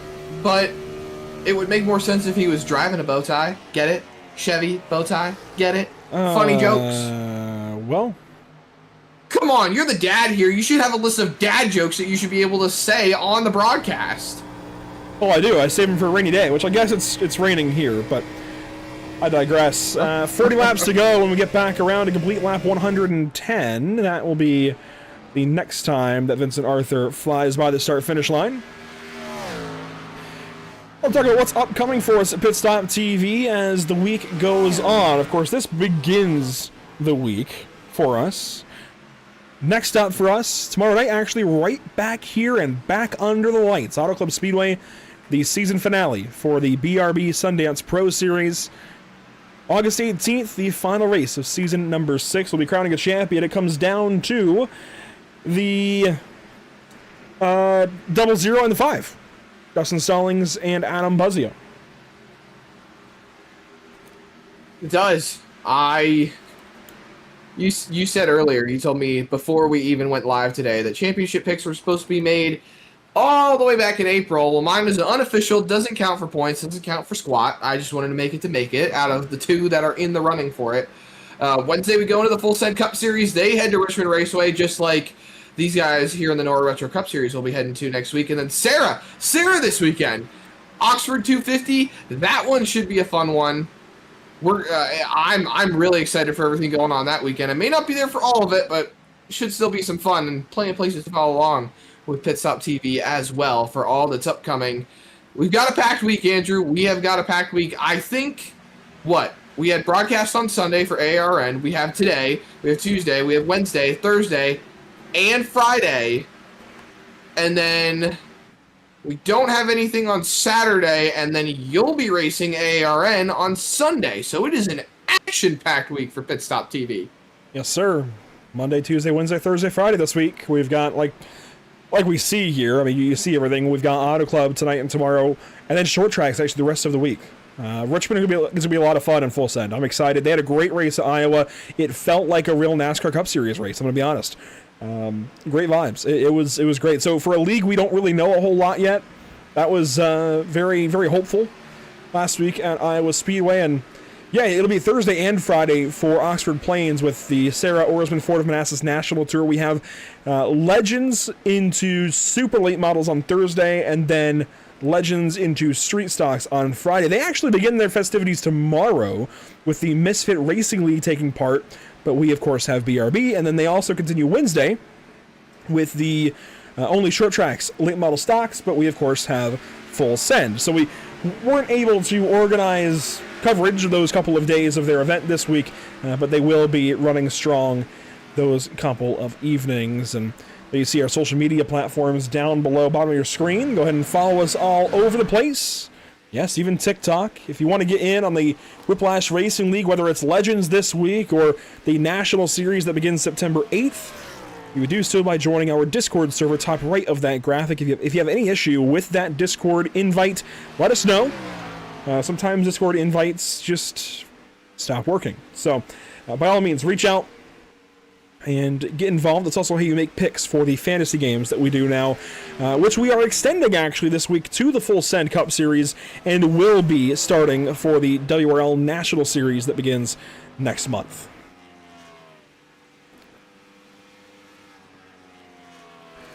We are just about 5 laps away from a very busy pit lane. You may be able to do it in about 3 more laps, Zach, but you'd have to save gas from there.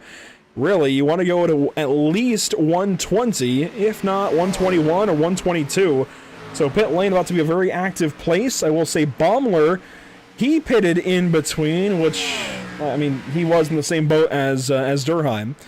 So Baumler is now down in 19th. He is 1 lap behind the race leaders. Christenberry is now pitting, so he is not going to make it. He will be short. Durheim has pitted recently. He has 1 more stop to make unless we get a caution, as does Brian Jones. Durheim is now 6.5 seconds behind Brian Jones, and there's really no telling when exactly they stop. I think they each need to stay out as long as they can now to the end and try and get a caution that could save them.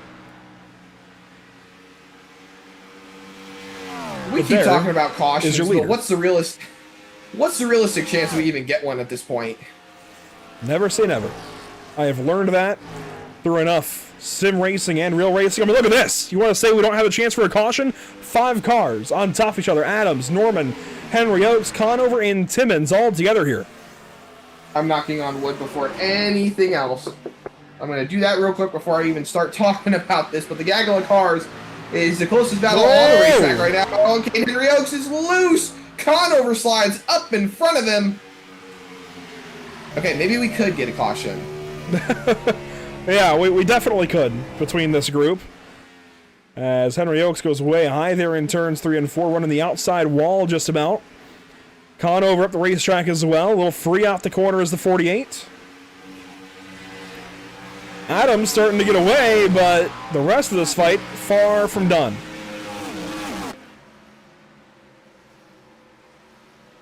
You see how much harder they drive it on the top side. Henry Oaks right to the wall. That's the challenge of running the top side of the racetrack. You can, A, go faster up there, B, even save tires up there on some racetracks, but you have to drive it in harder. You have to drive past the lift point for drivers running the bottom of the racetrack, and that's an issue here. That's an issue at Homestead. Chicagoland, we saw that be an issue. It is a challenge to get down right, but when you can do it, man, it can pay dividends. That it can. Oh, that was really close. Blade Timmons and Caden Henry Oaks made some big contact with a big swing, and now they're side by side in the corner. Oh boy. Oaks with a big run off of turn 2. And he's going to try to find a way to get past that 29 car. Conover ripping the top side in front of him. Here we go, pit stops underway. Pit stops on Pit Stop TV, the way we like it. Arthur, Tucker, and Moore coming in. Adams in as well. I will say, if you can prevent it, you don't want to pit right here. This is only lap 120. This gets you right to the end. Even if we have a caution right at the end for a green-white checkered, you could be in trouble as Hunter Sr. has a blink out. He's back. Oh, he's having some issues. He is having some issues. Still out of the session for the time being. Well, off the racetrack, I should say. We might be losing the 33 car as here comes Cody Anderson. 33 car. Yep, there it is. Wow. Another one bites the dust. You know who that's going to help, though? Ronnie Norman, who is in the pit lane. Going to give him an extra spot. That's going to help Christenberry get him some more points because he'll get an extra spot as well. See Scab Nicky pulling out of his box right in front of the camera. Oaks hitting the box. And Norman. Oh, no. He missed his box. I thought he was gonna. A big adjustment there for Ronnie Norman. That's going to hurt him big time. Cody Anderson, by the way, getting passed up by Josh Conover, who comes alive late in this run. Right down to pit entry. Good entry out of the 48 car. And now he will begin the trek down the long pit lane. Cody Anderson there right behind him. He made that pass coming into the pit lane. It's usually frowned upon, but man, this is cutthroat. You got to get it if you can.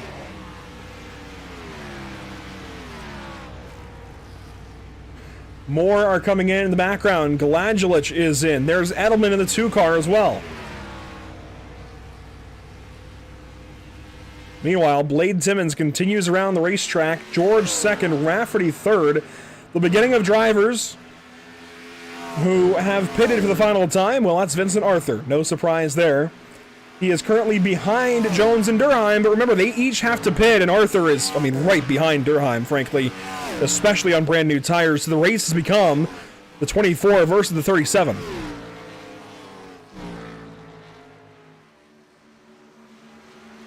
Well, this was unexpected. Yeah, Rusty Rafferty in the pit lane as well. Actually, Durheim is in. Durheim is in. Again? I suppose this tracks. I don't like this. I think you need to go as long as you can. He's coming in. The question How will be... long was that run? 13 laps. Oh, jeez. 14, actually. Yeah, no, I think you need to stay out as long as you can if you're Brian Jones. Blade Timmons is now in the pit lane. I don't like this move for Durheim, but let's see. There's Rafferty down the lane. He's taking tires. It better not be more than 2. It better not be 4. Yeah, no, 2 tires It's down 2 and away. tires. But he still spent quite a lot of time in the box. Yeah, 10.7 seconds. I'm still not on board with that, but if you're going to take tires, let it only be 2. Let's see if it works out for him. I think he's just trying... shy of a full stop, though. I think he's trying to avoid it being, tons of time that he gives up, and he's going to blend now, a lap down, nearly 2. Arthur's right... Well, it might only be no, it's nearly 2 laps down. Hang on. No, he's in between. He is nearly 1 lap down. He's right in front of Arthur. So once this cycle's out, close. once Jones pits, and there he is pitting, Durheim will get the lead lap back, which he has now done. He is 38 seconds behind Vincent Arthur. That is not good. As Jones comes in, we'll soon learn his fate. It should be similar.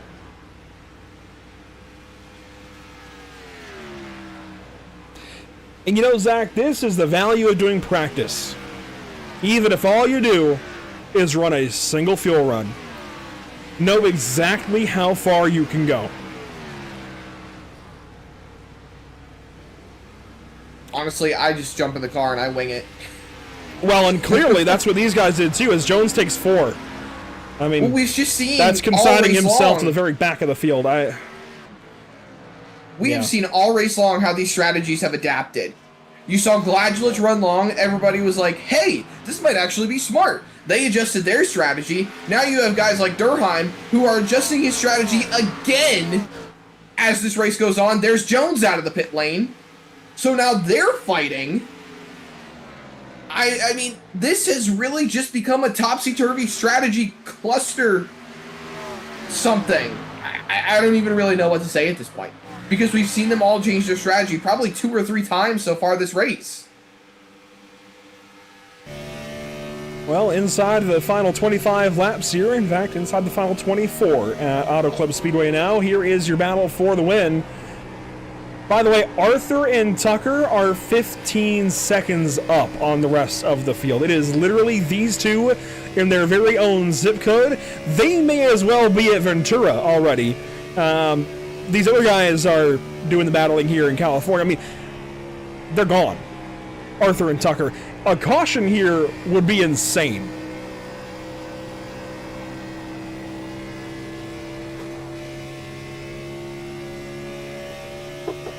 Sorry, I didn't say anything because I was knocking on wood again. I'd love to see it at this point. Mix it up. Give us something different.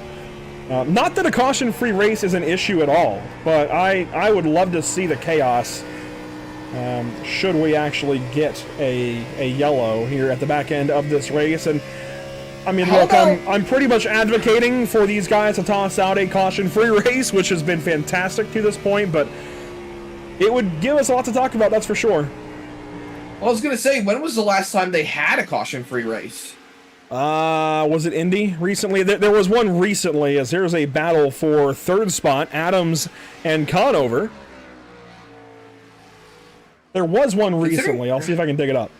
Brian Jones sets the fastest lap of the race, and I was about to say, before Jones did that, considering how we saw Conover in the middle stages of this race, seeing him rally back up to the 3rd spot is very, very impressive. trying to pass Adams there on the bottom and make this work going down into turn number 1.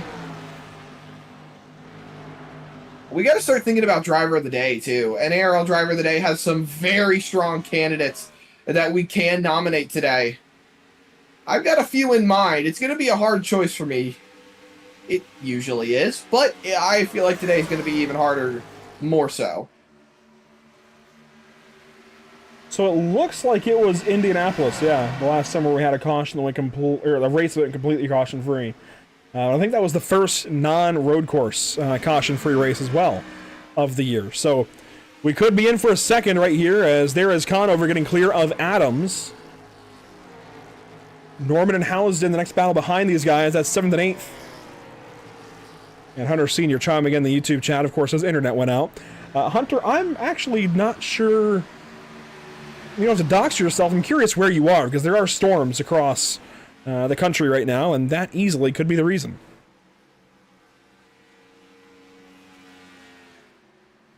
Well, the reason that the 23 car has fallen to the 4th spot is because Conover has passed him for the 3rd spot.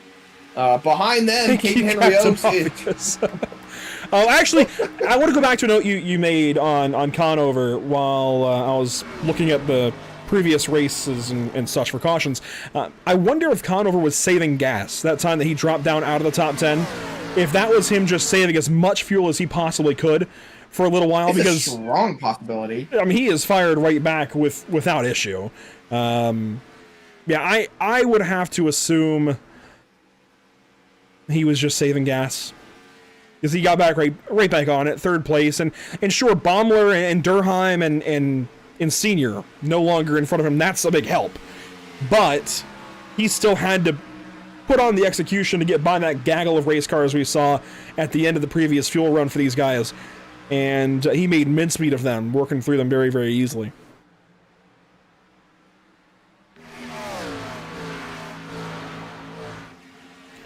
There you see, by the way, Caden Henry Oaks in the background. He's working on a top 5 here tonight. 5th place currently over Cody Anderson, who's having a good night. Ronnie Norman, 7th. This spells disaster, not only for Kyle Tubb, but also for Jake Christenberry. What a quiet run for Ronnie here this evening. I wanted to try and talk to him still if we got a chance under caution, but haven't had a caution. And Ronnie is... Well, it's... I keep using this term. It's not burning the world down. It's not setting a record. You know, either variation. It's not a record-breaking day for him, and frankly, he could still lose this position to Blade Timmons right behind, or even 8th potentially to Ryan Housden. But 7th right now, anywhere in the top 10 would be good. 7th right now is really good, given A, the fact that he started in the top 10, he's back to where he was, actually 1 spot higher. B, the fact that he was down to 15th at one point. He's recovered pretty nicely.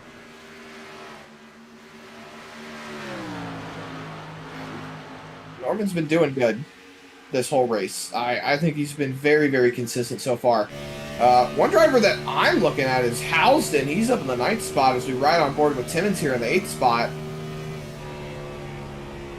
I've seen a lot of guys in the later stages of this race in the top 10 that, honestly, I wasn't expecting to see. How about Matthew George in that 10th place position?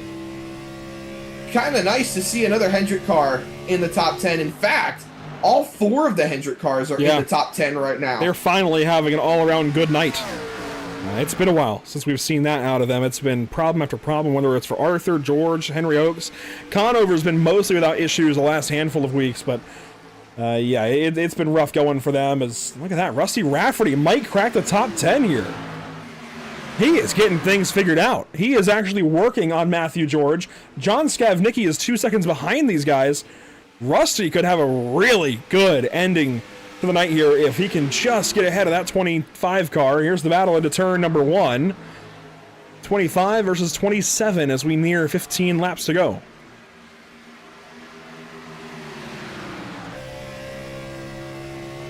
And right behind these guys, the fall-off has to be studied for Kevin Baumler. He's sitting right behind Rusty Rafferty as he chases down Matthew George. Baumler was one of the cars to beat. He had the speed, he had the ability to get it done, and now he's sitting a lap down. He's sitting behind Christenberry, actually. More spots for the 11 car. Battle here. This is for that 7th position that I was talking about. Timmons now ahead of Norman. This is for 7th. Timmons not in it for points, but he has been named as the interim driver of the number 29 for the rest of 2026. So he'll be taking over that ride for the rest of the season over at the RCR camp. Norman a little tight there off of turn number 4. Housen not far back. These guys very much still having a race for these couple of spots here. Again, 7th, 8th, and 9th.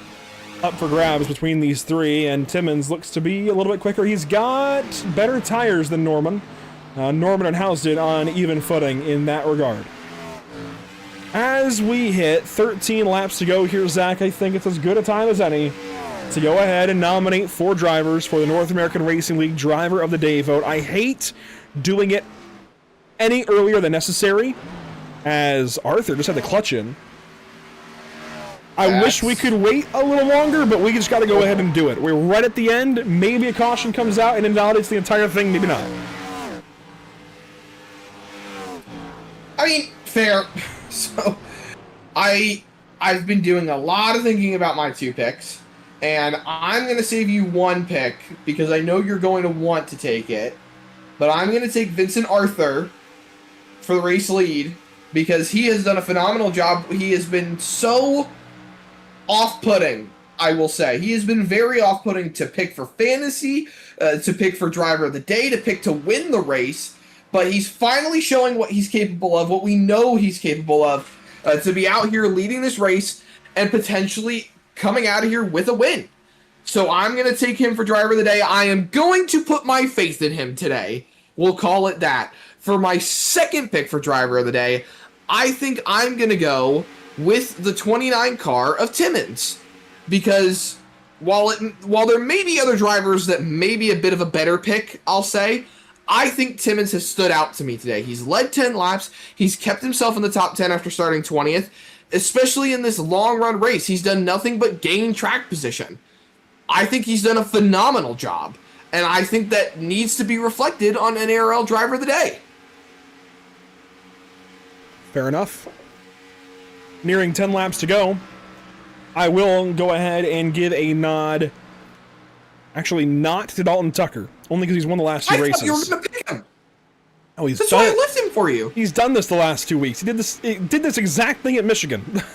I mean, look, we can acknowledge his greatness without putting him for driver of the day. This is now to be expected from the guy who's got 8 wins this season, and we thought coming into today might be able, and still could, hit double digits before the chase begins.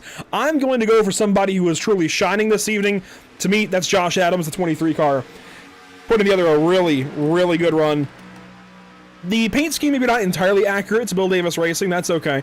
The number 23 has been a fantastic kind of spoiler the last handful of weeks, running when he can and spoiling these guys at the front. 3rd place tonight, or 4th place rather, as he's now behind Josh Conover by less than a second. I could still swap spots, but great run tonight so far for Josh Adams. And I'm looking around. I really think I want to recognize this guy, Rusty Rafferty.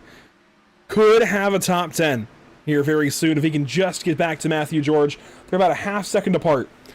So all of our nominations today live in the 20s as far as their car numbers, which is only going to make it that much more confusing for all of us. But that vote is now live over on YouTube. You can vote for the North American Racing League Driver of the Day, as we have just inside of 10 laps to go. Vincent Arthur still leading, Zach, but not by a whole lot. There is Dalton Tucker. Stalking. Stalking is an understatement. He's knocking on the front door. Or the back door. Clutching. You see the RPM needle all the way down. $2,000. They are both clutching to make this work. I have to wonder how close they are on gas. They have to be within about a lap to half a lap short. Watch the RPMs on the telemetry graphic bottom right. Clutches in, car is still on, right down to 2K and then back in it. They're making good time doing this. How sustainable is this? How far can they get? Are they just trying to get insurance? keep in mind, Tucker is not driving for his season. Arthur definitely is. Arthur is... He needs a day like this, frankly, to make himself safe in the chase fight. With how many rough races or races he's missed lately, this is everything he needs and more. Clutch in. He's got a Car lot of off. traffic up in front of him, too. He just flipped the ignition there. Interesting. Now imagine if they catch the lap cars. That will put them in the draft, and that will allow Vincent Arthur to save. No! Okay, hold on. Vincent Arthur is shutting the car off because he's punching the hole. He can't save as much as Dalton Tucker is. Tucker's drafting off that 24 car. He is at a better advantage to only have to push that clutch in, which is benefiting even more by allowing him to gain better, not having to wait on that restart time to turn the car back on. Sneaking down the backstretch is Vincent Arthur. This just became a whole lot more interesting, Andrew. Saving fuel at California, caution free all night long. 5 laps to go this time by. Dalton Tucker trying to make it 9 on the season if he can just get to and past Vincent Arthur. Vincent looking for just his 2nd win of this season, of this whole calendar year. It's been since Martinsville in the spring for the 24 car.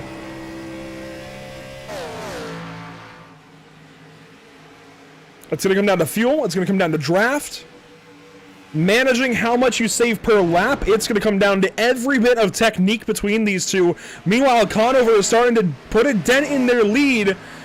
He certainly won't get there on pace alone, Zach, but if one of them runs out, if both of them run out, the closer he gets is the more chance that he's able to pass one of them coming to the line if either one has an issue on fuel on that final lap. If I was Josh Conover, I would be turning qualifying lap after qualifying lap if after he's even got the fuel lap. to do it. He did pit 2 laps later than these guys, so he should, but still, devil's advocate.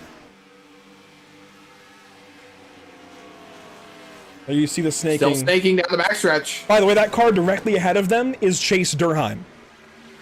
So that's kind of like an intangible carrot on a stick. That's Chase Durheim directly ahead. Ahead of Durheim, you would get the 2 of Edelman and the 38 of Skavnicki. I think these guys can catch them. I just don't know if they can catch them in 3 laps. Clutch back in. Right down to 2,100 RPMs. Great corner out of Tucker. He had that angle to get a straighter exit, get back to power a little bit sooner. You see what it does on the backstretch. Clutch back in. So close in turn 3. The lap cars are coming up quick, too. Oh, he couldn't quite commit to the gas the same way that time off of 4. Tucker cut to the gas really early. Tucker is not without issue here. 2 laps to go, 4 miles here at California. Both of these guys just trying to do what they can to stretch the fuel out. 2 laps to go. This is going to be really, really close. Obstacle 6 in the air for the 24 car. Down the backstretch, Durheim's in front. That's going to allow Vincent Arthur to save. It's negligible. Negligible at best. Hey, margins, man. You gotta talk about the margins. And the margin between them is 0.3 of a second as they roll off turn number 4. Will the fuel last? White flag in the air presented by Whiplash Sim Cams one more time around California. Andrew, it has been a fuel mileage race. We've been caution free. What happens here?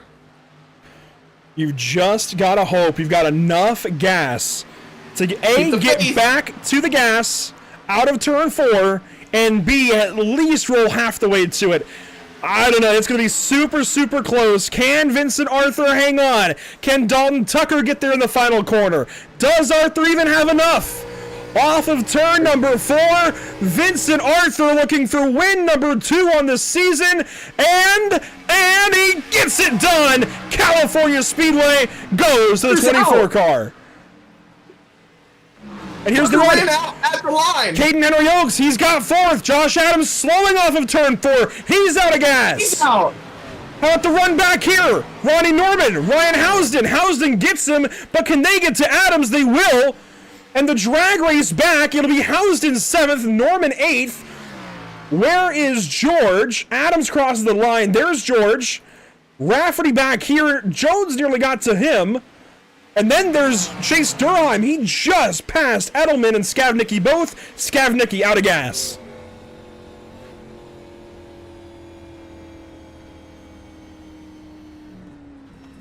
And crosses the line. Wow. Oh, baby. And Close Arthur. margins throughout the field as well. Arthur out of gas. Or so it seems. He might have to clutch in, saving everything he's got to do a burnout. Here come the Hendrick cars to show some appreciation for their teammate. All 4 in the top 10. 3 of them in the top 4 spots. And how about Caden Henry Oaks hanging on for that 4th spot by just over a 10th over Cody Anderson? There were some good finishes coming back to the start-finish line. Housden over Norman. I would say Matthew George over or under Josh Adams, but now looking, there was a 6-second difference between them. I was looking at the other side of that digit, but Tucker just over a second, 9/1000ths over a second behind Vincent Arthur. He ran out of gas coming to the start-finish line. Thankfully, he had the gap anyway back to Josh Conover. And how about it? Vincent Arthur, the guy who missed some races, had some starting parks, was on the cut line coming into this race by just about 55 points. I think it's safe to say that he is going to be well over that cut line coming out of this race going into Richmond.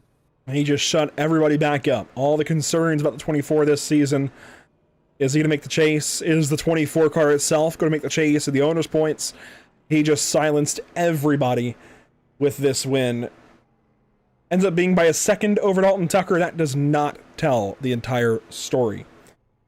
We'll take a look back at your unofficial race results here. Caution-free, by the way, at Auto Club Speedway. You see 20 lead changes in 150 laps. That's a pretty solid stat. As we'll go back and get a look at your unofficial race results. That's the first time we've even taken the replay screen, I think. No, we had Zach King earlier, so I guess the second time that we've even gone to it. Regardless, race results here, unofficial, Zach, but Vincent Arthur on top, Dalton Tucker in that second spot. We have not said either one of those things all that often this season. This is the second win for Arthur on the year, first since Martinsville, way back in March. Conover goes third. It'll be Henry Oaks and Anderson just behind for your top 5. Blade Timmons 6th, Ryan Housden, Ronnie Norman, Josh Adams, Matthew George, your top 10. I mean, certainly hate that for Tucker running out of gas, but he didn't lose anything. You really hate it for Josh Adams, who was working on 4th place until he ran out, loses 5 positions coming to the stripe. Yeah, a lot of people just had to make the fuel mileage work, and behind them, Rusty Rafferty caps off a great day. I think the 11th place run is still to be respected out of that 27 car. Rusty has shown some great speed in this Gen 4 car, and I think the fall from grace needs to be studied for a lot of these guys too. Brian Jones ends up 12th. Jacob Gladulich ends up 13th. That's about where we expected him to run, but the strategy ended up falling away from him as everyone started to realize that he actually had the good strategy. Chase Durham, you hate to see it for that 16 car. You talked about it, Andrew. You think he should have run a little bit longer than a 13-lap run to short pit to make it to the end. Alex Edelman ends up 15th with Skavnicki in the 16th spot. Kevin Baumler, have to take a look at that one too. One lap down at the end in the 17th spot. He missed his box.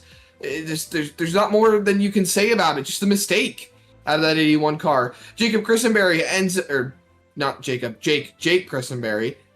18th. Had to get a little reworked in the brain there. Well, his Govey's probably Jacob.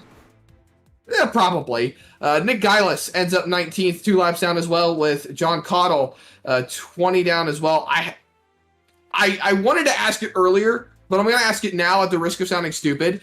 Is he related to Cottle from Sarah or no? Different Cottles? No clue. I doubt it. No clue, though. Well, 4 cars left behind them, 21st through 24th, just to round out the field. Drivers that didn't even see the checkered flag. That's going to be Hunter Sr., Corey Powell, Caden Perkins, and Zach King, who ended his race 7 laps into the event.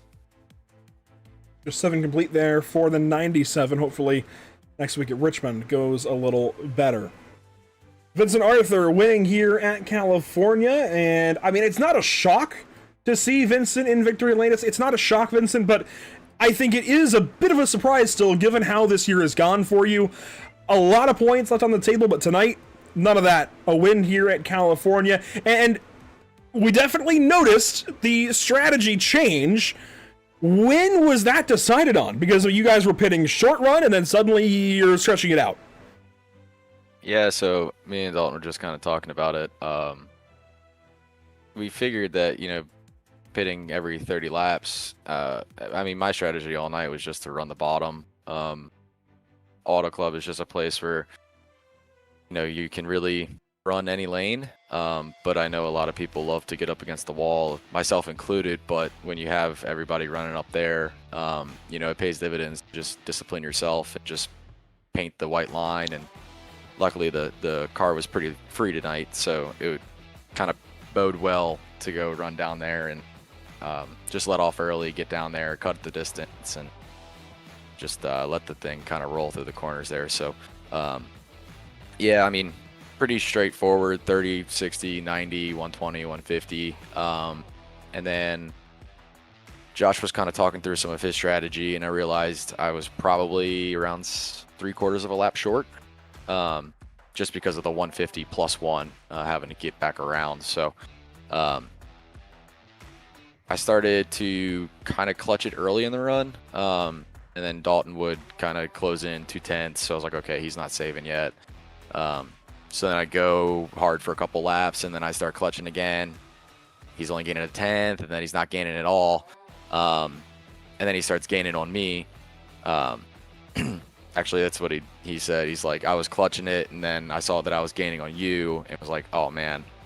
So it's really just that big cat and mouse game, and it was really just trying to clutch and try to save the fuel. I was using the iRacing fuel calculator for the first time, and I saw that I was 0.1 to the good, and normally you got to be 0.2 because you'll sputter.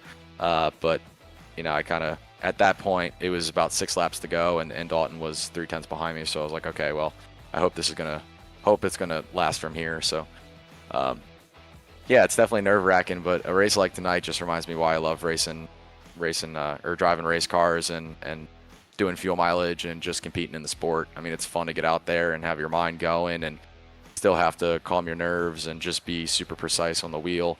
Yeah, I had an absolute blast out here tonight, and this was a night where we had to show up, and with the chase right around the corner, we did just that. So I love this track. I think the car was set up really nice tonight. Yeah, it was just a great race overall.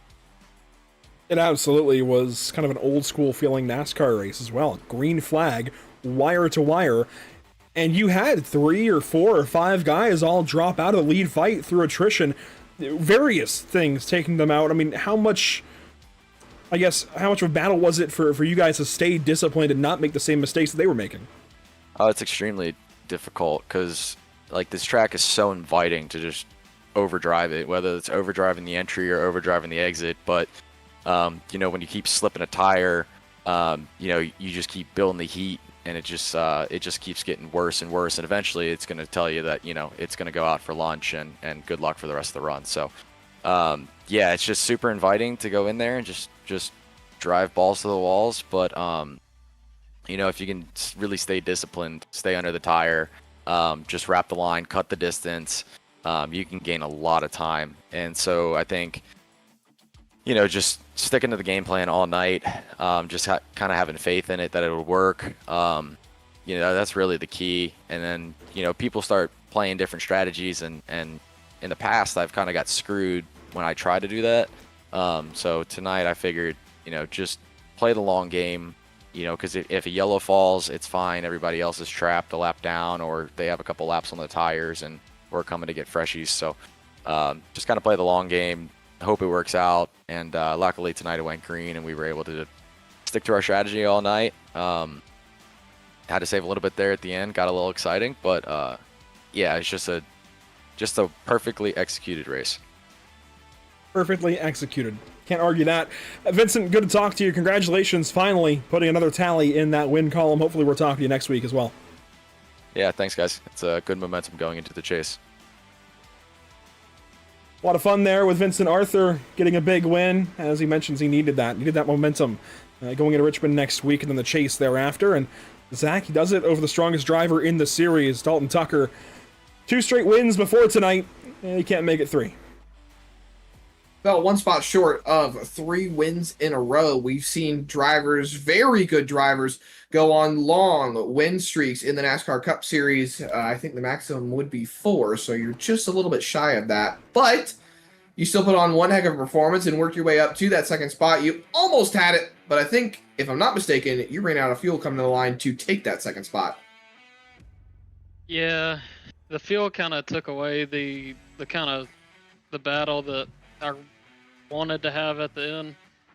I knew, especially with Hunter losing connection, it was going to be close. I was a lap short going into that last run, and I thought I was good the whole race. So I kind of wish I'd saved earlier, but I knew I was a lap short, so I knew I had to clutch pretty much every single lap. And once I started catching Vinny, I knew he was doing the same thing.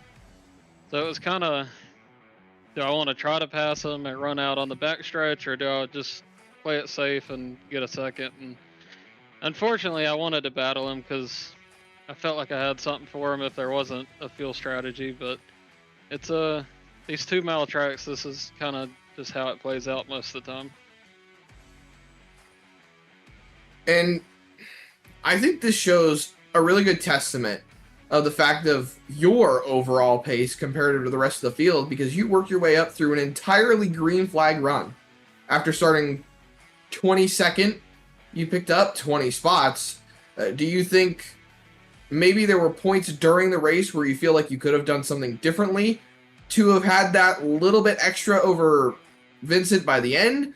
Or maybe spots where you feel like there could have been a caution that could have helped you out a little bit more?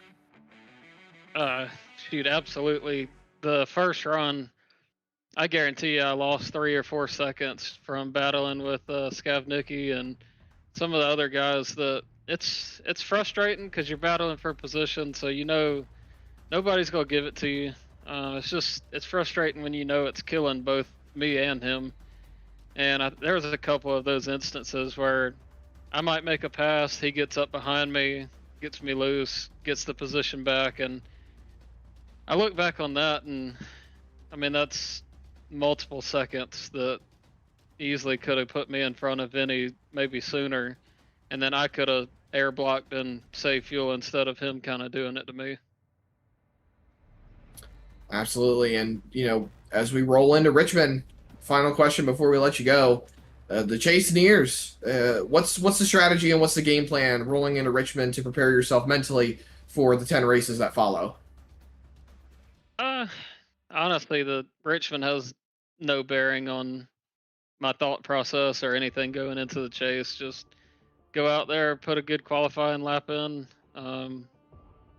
try to start up front, stay up front, win it, just do best I can, carry that momentum into the chase, because it seems like no matter what league I'm in, it's momentum's key. Once you get bad luck going, it just keeps going. Once you check off some wins, it's just they keep on coming. So I think that's the biggest thing. Like last season, I think I won 5 of the chase races, and hopefully, I mean, if I can do that again, it's gonna be very hard to get enough points if I do that.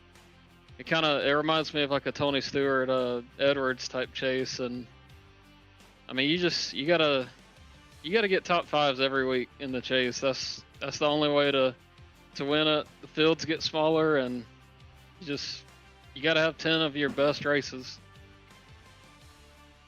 Absolutely. I think that's a solid way to look at it. And you're one of the drivers that we're watching going into the chase. So congratulations on that 2nd place finish. Hopefully we'll be talking to you again next week at Richmond as we roll into the final race before the chase gets rolling. Congrats on the 2nd spot.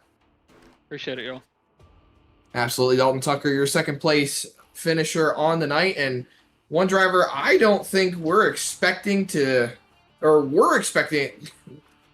Tongue-tied, Zach. Don't worry, Tongue-tied. don't worry. I got it. A guy that we did not think we'd be talking to about 70 laps ago. Thank you. Josh Conover, back from the dead, it feels like, down in the teens in the middle of this race. And I think you had a decent grasp on the fuel strategy of the whole race, right? I mean, maybe a little short there at the beginning, like a lot of guys, I mean, like a lap or two, but then pretty quickly you saw the form of this race going green flag like it did and got on that longer strat. Was the middle portion of the race to save fuel, though? Because it sure seemed like it.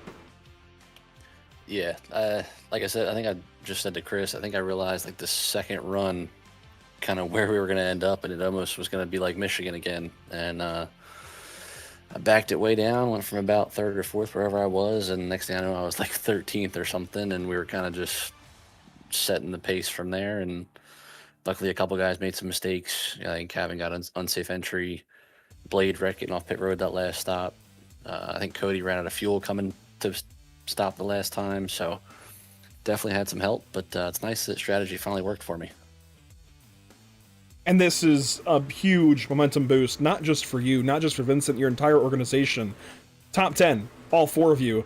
I guess, look, Caden Perkins in the part-time car. All right, we'll give him a reprieve and expect more of him next week maybe in Richmond. But for the four of you guys that are running currently full-time, all right, every single week and running, I know Caden Henry Oaks is not for driver points, but keeping the 5 in the owner's points, top 10, 3 of you in the top 4, this has to be about as good as it gets. Yeah, I mean, I don't think Caden can get the 5 in, but I think he's pretty close as of right now, and 4th will definitely help. But yeah, you know, I think I heard Vinny say he was kind of questioning my fuel decision there at one point, and then all of a sudden he kind of realized what I was talking about, and obviously I wasn't making up 14 or 15 seconds, whatever it was, but yeah, it's nice to get old Matty George a top 10. I think he's kind of had a really down year, honestly, for his standards. I know he expects more from himself, and I've known Matt since we've kind of started NORA back in, I think, 2016 or whatever it was, and he always is towards the front and consistent, so him clicking off the top 10 is nice. I know Caden finally wanted to get a good finish, and he was all pumped up, finally having a race play out how he wanted, and it's good to see Vinny win. I know Zach was making fun of me earlier in the year because I asked him who would win first, me or Vinny, and he picked Vinny. So I won, I think, a couple weeks ago, and now Vinny wins. So I guess Zach can take that L, as the kids say nowadays. You know what? I finally stopped saying you were going to finish 25th every week, and you guys are driving like this. So, I mean, great job there. What's the plan, though? These final 11 races, obviously, you and Vincent, you're in the chase. Vinny's run tonight, frankly, puts him in the chase. Before tonight, it was a little questionable. But now you two are at least both in. Obviously, Caden and Matt won't make it for drivers, and you might get the 5 in, for owners. Is there a plan? Is there a plan beyond just trying to get either you or Vincent to the finish line first as much as possible? For sure. I mean, obviously everybody's mentality is to win, themselves, but if it comes down to it, one night if I'm damaged or struggling, I'm not saying I'm going to, affect the outcome of a race, but if Vinny needs me to kind of move out of the way a little bit further to give him the preferred line, might happen, but no, nothing drastic like, slowing the leader down or whatever. But if I can help him with strategy or, hey, my tires were this after 10 laps, maybe try taking 2 or something, stuff like that. I mean, let's be honest, we're all racing Dalton. He again drove through the field, green flag, gained 20 spots and finished second, and was knocking on the door for another win. So I think he said it best, fields kind of get smaller. I think this was probably one of our smaller fields of the season, and we still went green, but hopefully some guys stick around. We can get 25 or closer to 30 again. We got 50 rides filled, so we kind of just need guys to show up, but just minimize mistakes and try and keep the 37 car in your I guess not even your rearview mirror, I guess as close as you can to your front bumper. Fair enough. I guess league owner side here, if there's anybody out there watching, and now we're on Gridcast, so people can watch potentially later on. which they already could with YouTube VODs, but I digress. If somebody is out there watching tonight and they want to join NORA, maybe just for a couple of races, maybe for the foreseeable future in their own ride and whatnot, what is the process? What do they need to do? Where do they find you? Other than just going through us, which they can do. I mean, Facebook's kind of preferred, I guess. That way they can private message the page and myself or one of the admins can get back to them. If you're in Discord and they're in, your Discord or even ours, you can message myself, Nick, or again, any of the admins. If you applied on iRacing, there's a bunch of applications sitting there, but I don't know, obviously who they are in Discord, so I don't accept them. But if you find us on iRacing, the Discord link should be on there, I think. If not, I'll, try and re-upload it and come on in. I mean, I know we got, 11 races left, but if anybody wants to get in and, get ready for 06 and get comfortable with the guys out here, the only real stipulation, I guess, is just be under 4K, and we'll get you set up. We got plenty of seats open, like I said. We got 50-plus rides filled, so we kind of just need schedules to align and get everybody on track, and we easily could have, 35 cars for the chase, at least, racing-wise. So we'll see. I just, like I said, schedules need to align. If you're out there watching and it looks like fun and you want to give it a shot, come on. We need some competition for old Vinny, Dalton, and even Hunter. I've been trying to chase him down all season, and unfortunately, it took him through putting to finally pass him in points. But everybody needs some competition, and if you think you got what it takes, come on out. We rarely turn guys away, especially new guys, and got plenty of seats to put guys in. Fair enough. Well, sound a little more excited. You just finished third. I think not quite third last week, right? I mean, you were like top 5, won the 5 thing. Yeah, sound a little more excited. I know Jenna's probably asleep, so you got to be a little quiet, but have a little more pep in your step there, Josh. Turning things up here right when you need to. Best of luck next week in Richmond. I appreciate it. I'm gonna be honest. For saving fuel like I was, this is probably the most wore out I've been for one of these races. So, and that's fair. That's fair. Apparently, saving fuel is more energy draining than going all out for 150 laps. So I'll have to keep that in mind for future, I guess. But yeah, I appreciate you guys as always. Thank you to Harpoon for coming on and sponsoring the series for us this year. Hopefully, Brantley gets some chase schemes done up, and we might have something for chase drivers coming up. We never know. We'll see what happens. But yeah, appreciate you guys. Appreciate Brantley. Appreciate everybody that showed up. And see you boys next week. Fair enough. Josh Conover, third place here tonight at California. Solid run for the 48. And certainly we have a lot to look forward to, not just in the league, but for that 48 car as the fall goes on. A big thank you, of course, to our partners with the series. We're talking Harpoon Design, Sparks Builders, Darkstar Garage, even NORA itself, making things possible, and our partners here at the channel, Whiplash Simcams, MX-Wraps.com, ATVO, Murder Sports, CC's Business, the North American Racing League, Whiplash Creative, and TZO Designs. Zach, we're not quite done here yet, and the Driver of the Day vote went just about exactly as I think you could have expected. With this kind of resurgence run out of Vincent Arthur, he will be your Driver of the Day this evening. There you see him just after winning here this evening at Auto Close Speedway. A great drive out of the 24. Jeff Gordon went winless in 05. This is a big one. No, he didn't. Did he not? I know he missed the chase at the very least. I thought he went winless. He missed the chase, but he won the Daytona 500 that year. Was that his only win, Zach? No, he won Martinsville too. You're right. I recall that now. I recall that. Okay. All right. You got one on me. Regardless, I may not have the most NASCAR knowledge from the early 2000s, he still missed the chase. This is Jeff Gordon in his prime still. Back into his prime, certainly, but in his prime. Okay. We don't talk about the Robbie Loomis years, okay? That's all I'm saying. Look, that drivers peak around 40, and this was Jeff around, getting to that age, I believe. I don't recall exactly how old he was. No. We're gonna go into a small little tangent before we go off the air here, okay? So after 2001, going into 2002, they decided to take Ray Evernham off the box. Obviously, there were things behind closed doors that we obviously have more knowledge on nowadays, but didn't know back then. They put Robbie Loomis on the box. Respect Robbie Loomis. He is a great guy. He got Jeff Gordon to some great wins, but it wasn't until we saw Steve Letarte get back on that 24 car box, that the 24 car he was not a championship contending car until we saw Letarte get back on that box. Okay, that's all I'm saying. Loomis put that car in some great spots, gave himself some great chances to put that 24 car in victory lane, but it was Letarte that got that car back to a championship winning crew. The driver never left.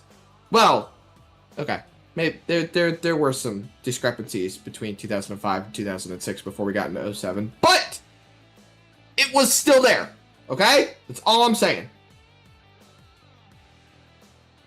I am looking through, I believe it was 3 wins in 05. So again, Daytona 500 and 2 Martinsville wins, if I'm not mistaken. Martinsville and then Talladega in the spring.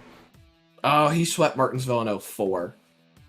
From what I am seeing. Regardless, it's neither here nor there. I digress. And actually it was 5 in 4. Regardless, next up for these guys, NORA goes into Richmond next week. We'll brush up on our NASCAR history between now and then. Richmond, I mean, I recall years back when I was a kid, there was always so much hype into Richmond because you knew that was do or die time for anybody needing to get in the chase. And, you know, of course, in those years, you still had the massive point spreads, which we will next week. And I'm excited to see exactly how the points look. In fact, I wonder, Josh probably already has them up. I'll go ahead and fire up Sim Racer Hub really quickly, but I recall Richmond having a lot of hype around it, and we'll try to give it some of that because, frankly, it's going to be fun to see how it boils down, and, oh, yeah. So, I mean, Jake is on the very outer reaches, and I don't think it's going to happen. Ronnie Norman is now 122 to the good over Kyle Tubb. It's going to take a miracle for that 32 car. I think we have our 10. Jacob Gladulich is good. Vincent Arthur is now effectively locked in. Looks like he is locked in. More than a race in. So, yeah. We've basically got our 10, Zach, unless we get 43 cars next week and have some really crazy stuff at Richmond, which is possible, I guess. I think we've got our 10. Regardless, next up for us here at Pit Stop TV, there you see the next 3. We have racing the rest of the working week, Tuesday, Wednesday, Thursday, and Friday. And Zach, while we talked about this earlier, I know you are on the real racetrack this Friday night, Wake County Speedway. How's that? If the weather holds up. Yeah, well, how's that looking? Well, there's a 70% chance of thunderstorms from Thursday to Sunday, so well, we're having some fun here. I will say, my intention was to play spotter role for you Sunday morning for ARN to make sure you don't jump another restart zone. Yeah, so ARN goes to Michigan this weekend, and that'll be on Pirate Broadcasting, not on our channel. It's one of the final races where that'll happen this year. We almost have ARN coverage the rest of the calendar year. I was going to say that I'd try to be up there on the spotter stand for you, but I will be in Washington, D.C. for the Freedom 250 Grand Prix.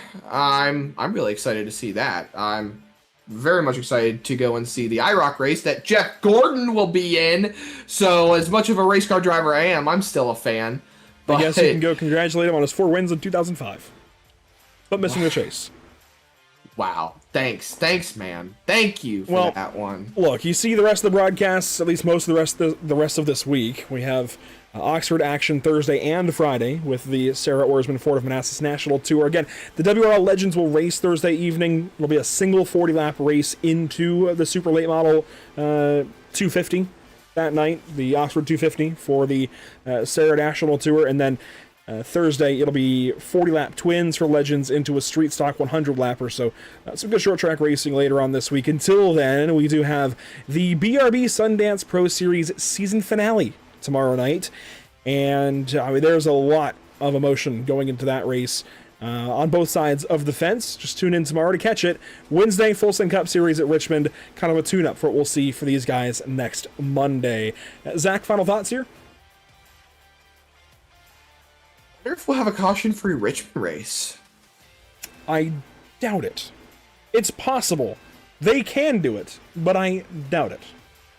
Well, sports betting is legal in North Carolina now, so maybe we could start placing some bets on if we'll have a caution-free race. What are you going to do? Go on caution?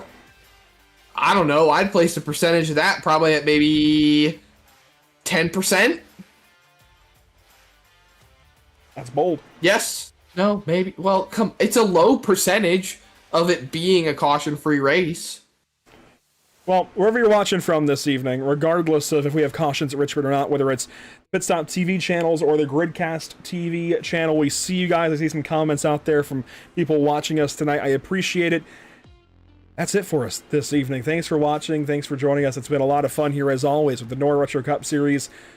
Tomorrow night, BRB, right back here at California. Do not miss it. It's the season finale. We're crowning a champion under the lights, right back here in virtual Fontana, California. Thanks so much for joining us. We'll see you all next time. Again, hopefully tomorrow night, if not next week. Richmond for NORA. Be there or be square.